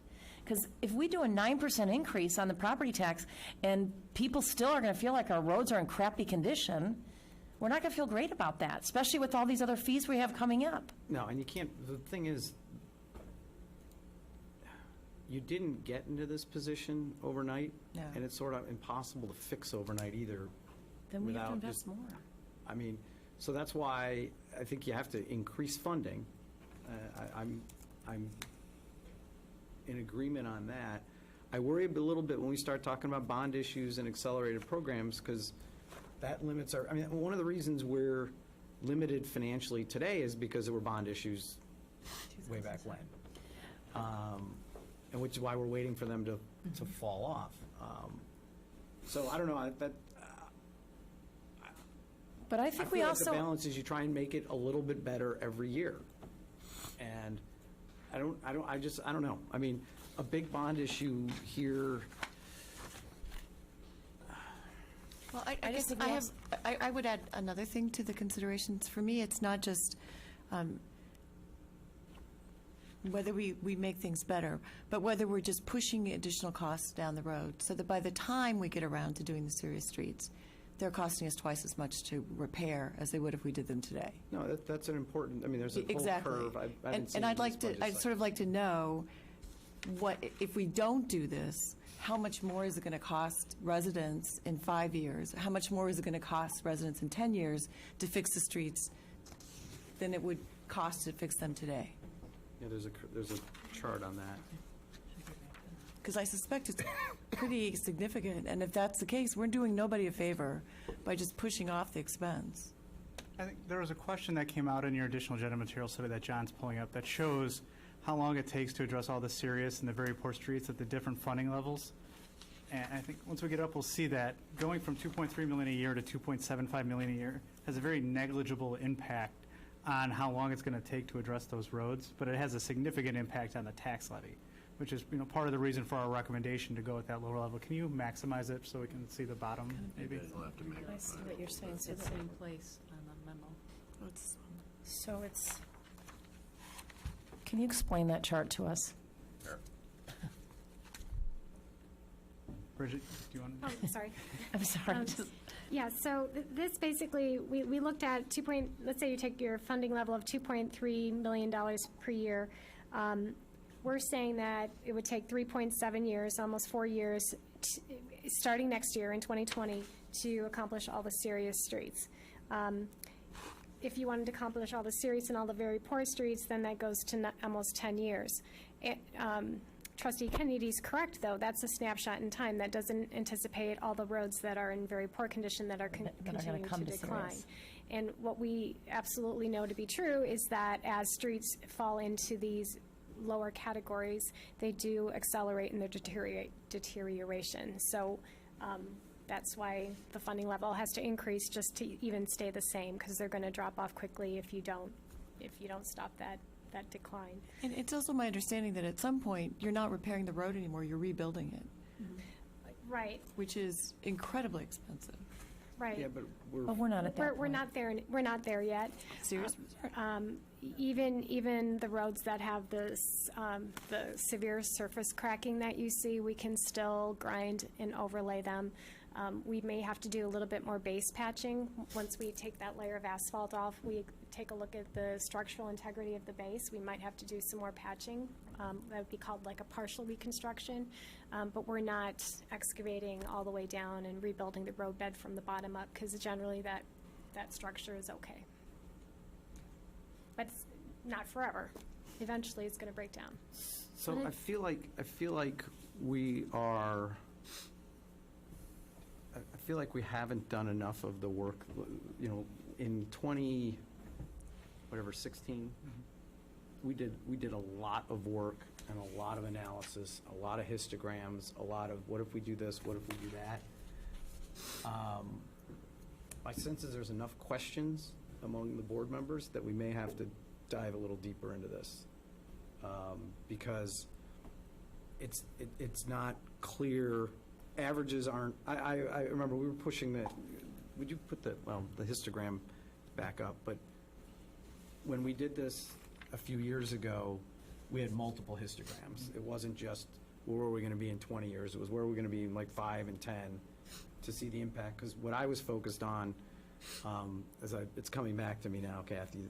One of the things we were focused on was what happens to our serious and very poor streets. Because to your point, the roads continue to decline if they're not getting money, and they don't get money until they get to a certain point. And we had these histograms that made a lot of sense at the time in terms of what the breakdown of the streets are, which was more meaningful to us than 56 or 62 or whatever. It's like, well, how many streets? What's the mix of good and bad streets? Like, so this we had a lot of these histograms back 3 years ago when we really talked about it. Well, maybe that's why I was bringing up, maybe that's why I was asking what other trustees feel, because like driving down the streets today, thinking, I'm not saying that but a poor street, to me, given all the other priorities, is acceptable, and then, and the reason why I'm saying that is because to your suggestion, Peter, and I'm not saying I do or do not like your suggestion of we're just using it as your suggestion, but thank you. The $10 million investment is getting us up to 67, and I'm thinking, well, that's great. That gets us into the kind of the fair range, and given all the other priorities, I don't know that we need to be that far. That's kind of, because the poor street was, it's all relative was okay. So then I was like, and then I drove down, and even some of the very poor, the serious streets are serious. And so that's why I'm kind of at this, what can we do just to do the serious? And I know that this is kind of showing us a little bit, but or we don't, and to your point, what you guys were saying is 2.3, I would say, well, since it makes such a minor impact, what if we only did 2 million? I don't know. It's just. I feel like we have to go up some amount. Yeah. The staff isn't going to like this suggestion, but Maybe you're getting used to it. my suggestion is that we need more information and we need another meeting on this. That's fine. I guess it would be helpful to understand the board's tolerance for increases, because we're kind of guessing right now on options to try to narrow that down. In terms of, are we open to bond issues? If we are, is there a maximum amount? Are we, how much in the annual, we can give you every scenario we can come up with, but to narrow it would be helpful. So, but think about it this way for a second. So if it's 8.8 million, or 8.6 million, is that just that, but divided by that? Yeah, okay, so 8.6 million to fix all the streets. Plus engineering bumps, so it's 10 million. Yes. If you just divide that, though, by the annual funding, because it was you had the engineering outside of the annual funding, it's just division. Okay, so, 8.6 divided by 2.75 is 3.1.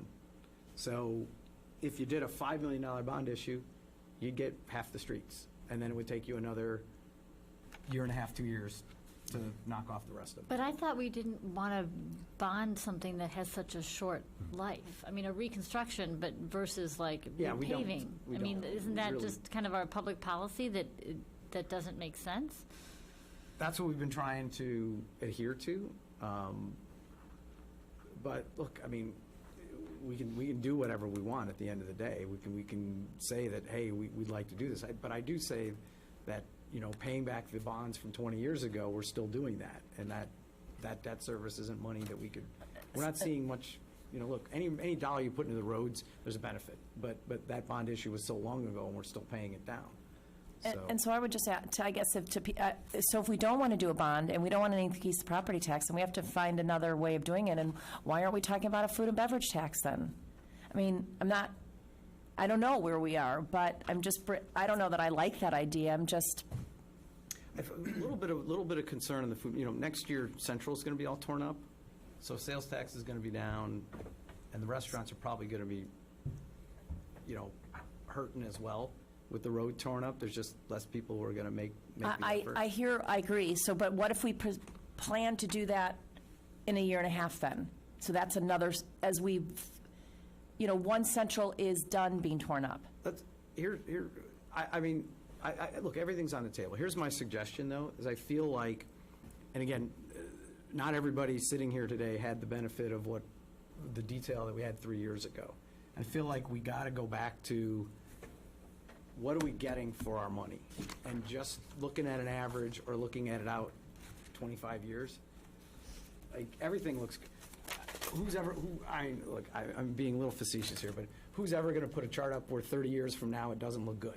Right? It's always going to look good in 30 years.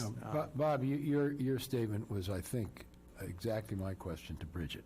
What do we get for Right. 2.3, and what do we get if we spend more? So if this is what I'd ask the staff to do, let's go back to those presentations from 3 years ago and sort of look at the slides that really help us understand what we get. And again, I always find the histograms much more informative than an average. Like, is it shifting? How many of them are bad? And let's look at what that looks like in 5 years and 10 years and 20 years, so we have some more relevant time horizons. Because we might find, by the way, that 2.3 million really doesn't do much at all. And so if you're going to do it, should you be doing 2.8 million? Yeah, so if Exactly on right. the histogram, so we ran the histogram at 2027, and the problem is paver at a certain point says those serious ones aren't going to get much worse. I'm not going to fix those. So you actually see the serious grow between now and 2027. So we'll have to find a way to calculate that manually, and I'm seeing heads nodding that I think we can do it. What do you mean you won't have them fix it? Brian, do you want to come explain how, or Jorge, how a paver works? Or so? Yeah. Go ahead. It goes back to that pavement life cycle curve. It maximizes your investment in roads and catches them before they fall into decline. Once they fall into the reconstruction category, they're not going to get any worse. And you're going to pay 4 times the cost of resurfacing. So pavers basically said my incremental dollar is not, it's not worth it to be spent on those lousy roads. Exactly. Leave them lousy. So it keeps you up in the top category. So, yes. We wanted to show us a shorter period of But I thought time. you said we weren't going to get into that situation of reconstruction. We're talking about how the paver program models the roads over time. We override the ones we actually pick to do, right? So we're going to pick those worst ones first, where paver's saying don't do it, right? Right. Well, And I mean, 'cause paver- that is paver- the problem with averages. They don't really, Right, which is why we reflect were all what about we're histograms living. a few years ago on Yeah. this. Paver might tell you just to let the serious ones just die. go? Just let them go? Not forever, but yes, it does want to make sure that it maximizes the number of streets that don't fall into that category. I don't think pavers ever run for trustee. That's why we have to take, that's why there's engineering judgment in how we determine our road program. So, President Valinsky, you had mentioned something like a $5 million bond issue, and I'm looking at Dan and Ryan. If we did a $5 million, that would hit the current very poor, right? But it wouldn't address the ones that would fall into very poor, or would fall into serious in 20. So, a $5 million bond issue. And do the food and beverage tax.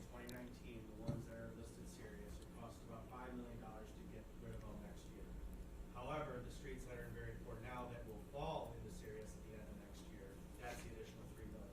So that's why. That's how we get to 8.6. That one slide where we do everything at one time, at the end of 2020, we would have no serious streets. So Gina, that I That's think the $10 answers your million question bond? about the roads falling into that category Exactly. and out. Bless you. That's why I think dynamic modeling really tells you, gives you a better sense of what you Let's- get for your dollar. Let's go deeper on this, but not, we don't have the information in front of us tonight, so. Because my sense is we're not gonna, we're gonna be talking around this a lot, and we're not gonna come up to a. Purell, please. It's allergies. Can I just ask, the 2.3 that staff recommended, how much more is that actually what we are spending? Because now we've taken the engineering portion out, and in the past, we weren't spending the Good full question, 2 million. So how much more is that actually bringing to the table? My recollection, when, in the last presentation, we had a chart that showed what the budget level was and what our actual spending level was. Our actual spending level was around $1 million, give or take a little bit. So we're about $1 million more than we have been trending. Doubling. In other words. Okay. Yeah.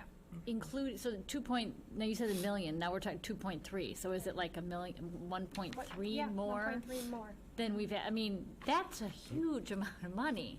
I mean, because you just think 2.3, you think 300,000, but we're not talking 300,000. We're talking. Right, because the 2 million was being chewed up by other stuff. It was being Whether chewed up by the. Soft costs or by Locust and, by Locust. Right, the federal program, all of that. So. Plus the new MFT money. So in gets us- 2018, the only amount, the money spent on construction was 1.1. Right. Okay, so this is $1.2 million more just for construction. Okay. Yeah, every year moving And forward. keep in mind, we're getting 2 miles worth of additional streets in conjunction with the storm sewer project as well. So you'll see a lot of streets on the west side get a facelift. But those streets, They're factored into this. they're okay. They're factored into the PCI calc, but not in the dollars, because the dollars are going to come out of Right, the stormwater. from somewhere else, but they're program. factored into, okay. All right, so it's 10:15.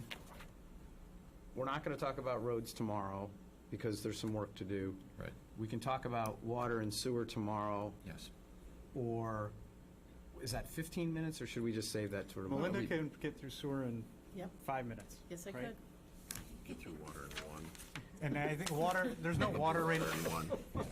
I think we can get through this the same. John, can you put something up, and I'm gonna jump to something really fast. So while John is doing that, here's what I want to do, is instead of just racing through slides, Yeah, I don't want to race through slides. we've talked about, for quite some time, we have talked about what is happening with consumption.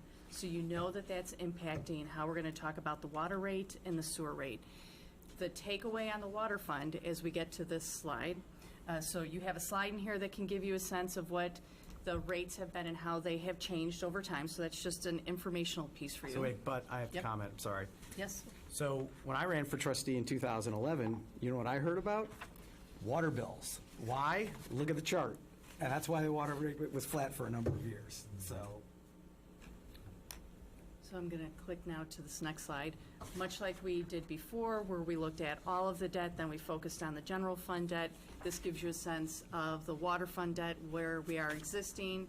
You're going to see the text box off to the side that's listing out additional debt service projects that we're going to have in the future. The water mains, that's for Locust, Lake, and Central, that's $4.2 million. The electrical improvements, that's something that we've talked about before in the past. That's the low interest rate loan that we're getting from the IEPA. That's an $8.8 million project. There's the automated meter reading system for $2.5 million. There's the treatment process improvements. That's over several phases, but that totals up to about $3.9 million. And then the water intake, we've mentioned that several times. That's another almost $15 million project. So the water fund has currently right now large capital projects that are happening and large needs in the future. And the debt has always been structured. In the past, you're going to see the existing debt that it actually rolls off in 2024. The reason for that is we kept the debt short to match the wholesale contract that was in place. So it was always within that wholesale contract. That has been extended out to 2050. So that gives you some sense as to why the debt structure looks the way it does. So our next slide here, this is another way to talk about the consumption that we already have. So you know that it's been declining, and it has over time. We've talked about possible reasons for this. Again, I'm going to say weather plays a big part in this. So what has that meant to us then in terms of what has happened with our actual performance and what we think might happen going forward? So for 2019, I've been telling you, again, consumption is still down. That's impacting our reserves. We look towards the next several years. One of the big changes and why you see consumption going up is, number one, I factored in a decrease of 5% for 2020 and going forward, but we have North Main coming on in 2020. It's only a portion of the year, so the other years has North Main as a full. It's a projection, so we're going to have to wait to see what happens in 2020. What has truly changed the conversation that I've had with you before in the past is the $1 million that we've been looking to allocate as North Main came on to fix water mains going forward. We've pushed it back to starting in 2023 because that will give us a couple years of looking at what is our consumption levels and what is really going to happen with North Main. By doing that, what this means is we don't need to do a rate increase in 2020 or 2021. And we'll look going forward. So right now, the model would say we don't need to do it for the next several years. It is all going to depend on consumption, though. And it's not that you're quote, pushing the water main replacement program, but given all the work that's being done on Locust Central, Lake, and Orchard, we're still doing water main replacements. Absolutely. It's just part of a Yes. different Yes. bucket here. This is actually your happy, feel-good story of the night. This is, this coming year is when we essentially celebrate a victory 5 years in the making in 2014, when we negotiated both the extension of the Glenview contract out to 50 years, and you saw before that we had to defensively align all of our bond issues to make sure they didn't go out past that, and the North Main contract, which will be about a 40% increase estimated in our gross wholesale. So be happy. Yeah. This is good. This is all good news. Thank you. So we're going to go back to where we started, which is the sewer fund. But this time, we're going to focus more on what we'll call our regular sewer fee and not now with the stormwater utility fee. Again, blue is showing you the existing debt service. The bulk of this is really driven by the last, the stormwater capital improvement program that we did, the $25 million one we did in 2013 and 2014. And it's also a reflection of IEPA loans that we have in place for sewer lining work that we do normally on an annual basis. And that's been anywhere between a $700,000 to $1 million lining project that has happened each year. So the new debt that we're looking at is electrical improvements of $1.2 million.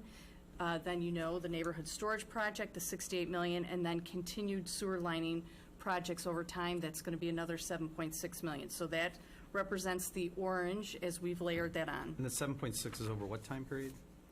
That goes through 2026, I believe. It's every year. Yes. So, yeah, right. So the program numbers change. It actually, I want to say back in June, you approved additional appropriation ordinance for a new, larger program. I'm trying to think of the total dollar amount It's right over now. $1 I'm million looking at a Dan. year.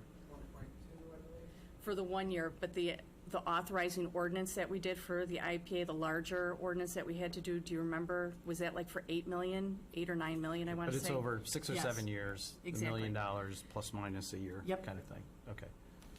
It changes over time. So the next slide here is to give you a sense of sewer fund expenses 2015 through 2020 and some of the changes that have occurred over time. So down at the bottom, the text box is going to tell you here were expenses that came along that at the time that we passed our last sewer fee increase, we didn't anticipate. So GIS, the modeling of that and the work that has gone into the additional work for the neighborhood storage project. Sewer maintenance, that has gone from $188,000 to $322,000. We've had additional capital outlays. Automotive expenses has increased larger, and personnel expenses have increased. And these expenses are recurring every year, so they're pulling down that reserve each and every year as those numbers go up from that 2015 to 2020.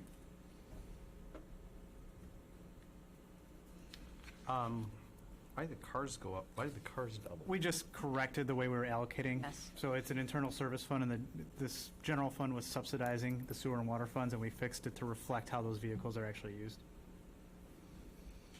So there was a property tax benefit in the general fund. And the capital, that's annual, or that's? That's annual. And Okay. It has changed somewhat over time if you think Right, about I'm it looking in at the different gray, years. the Yes. gray charts. it's mostly sewer main repairs and then other odds and ends of sewer Any of the projects. vehicles, not a lot, but there's a certain portion of vehicle expense that will get charged to this as well. So are those the things vac we've approved in cleaners, the budget? street sweepers, pardon? Through 2019, you have. Yeah. That have gone up? Yeah. That we've,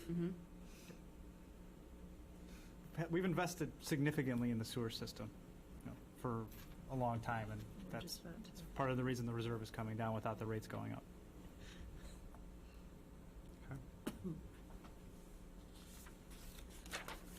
So this next chart here then, much like we did with the water fund, we're showing you 2015 and we're going forward. And because of revenue underperformance, and if we know what has happened with expenditures, you could project on your own what's going to happen to our reserves. Our reserves are going to come down over time, and that's what the gray line is showing you.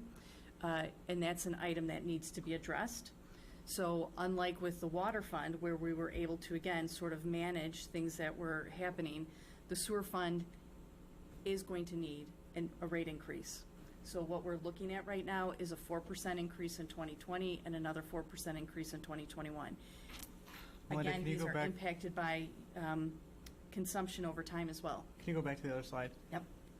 The bit of good news is if you look at 2025, you see that gray line starting to come back up, and if you run our model out, that takes off as our sewer fund debt is retired. So President Belinsky had referred to this earlier in the night, but there is the possibility, as the stormwater fee increases over time, that if we don't add more sewer debt and we hit our assumptions on consumption, there may be an opportunity to look at that sewer rate because we won't have to pay that debt service anymore.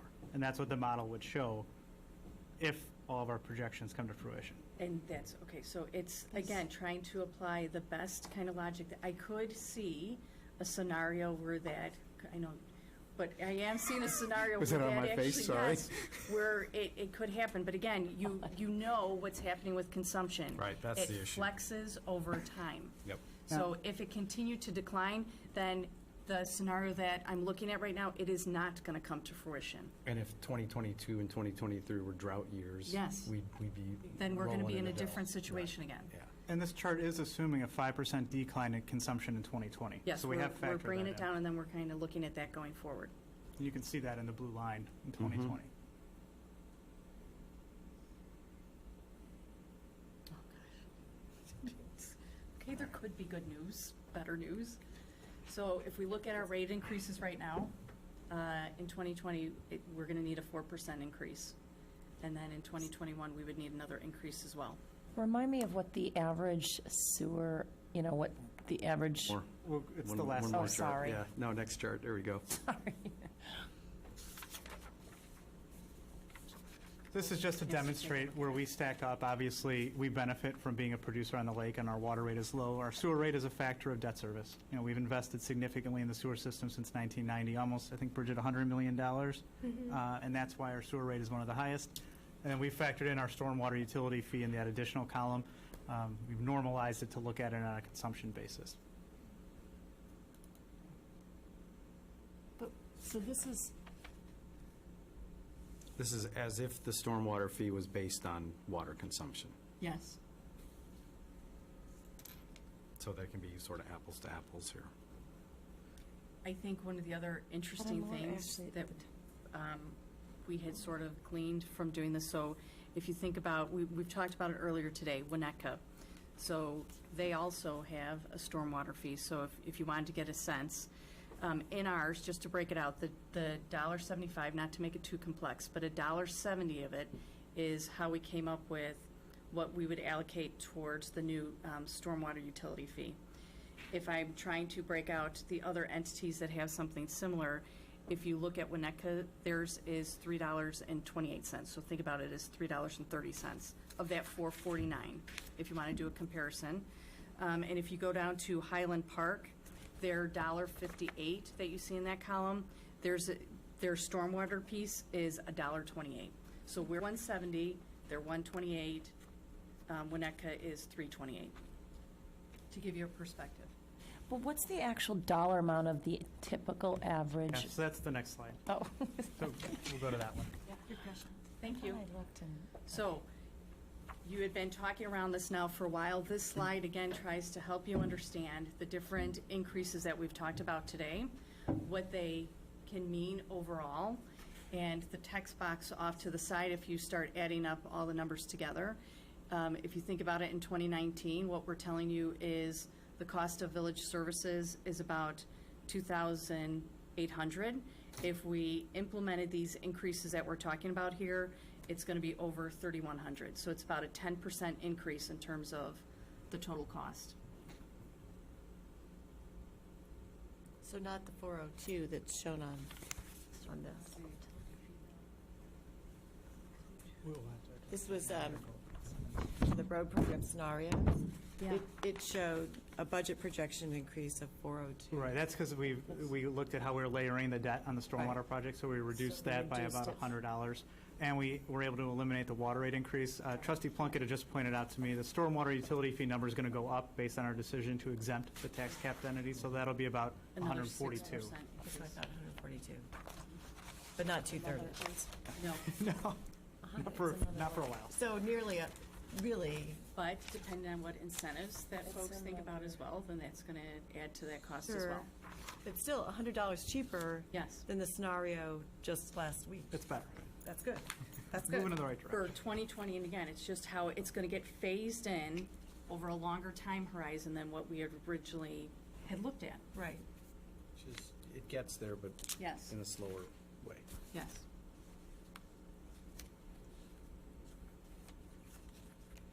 So, no increase in the water rate and a 4% projected increase in the sewer rate. Right. That'll be what's in the proposed budget. And we'll talk more about roads at a later date, at a location to be Maybe- publicly announced. Maybe the first October board meeting? We'll have to put together the budget. Yeah, I think that's true. I think this, look, the starting point for this is the same staff slides that we did. recommendation. Well, I think what we'd probably put in the budget is the staff recommendation and then add a discussion, just to have something.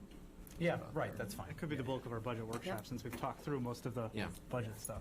Well, right, and I, look, I don't think you guys have to reinvent the wheel. We went in depth 3 years ago. Like, there were decks. It's just, take a look at those as your starting point and go from there. Yeah. That's probably, frankly, that's probably an every 2-year presentation, just as there's turnover on the boards, on the board. So, it took a long time to sort of get up the curve on roads. There's a lot to sort of grasp, so. All right, does that conclude item 4? It does. Yes. All right, item 5 is public comment. Is there anyone who'd like to be heard at this time? All right, item 6 is other business. Is there any other business? I don't think there is. Item 7 is adjournment. May I have a motion to adjourn? So moved. Is there a second? Second? All those in favor say aye. Aye. Are there any opposed? All right, we stand adjourned at 10:34 PM. And all you people who've been looking at your phones, stay quiet. We don't want to know anything about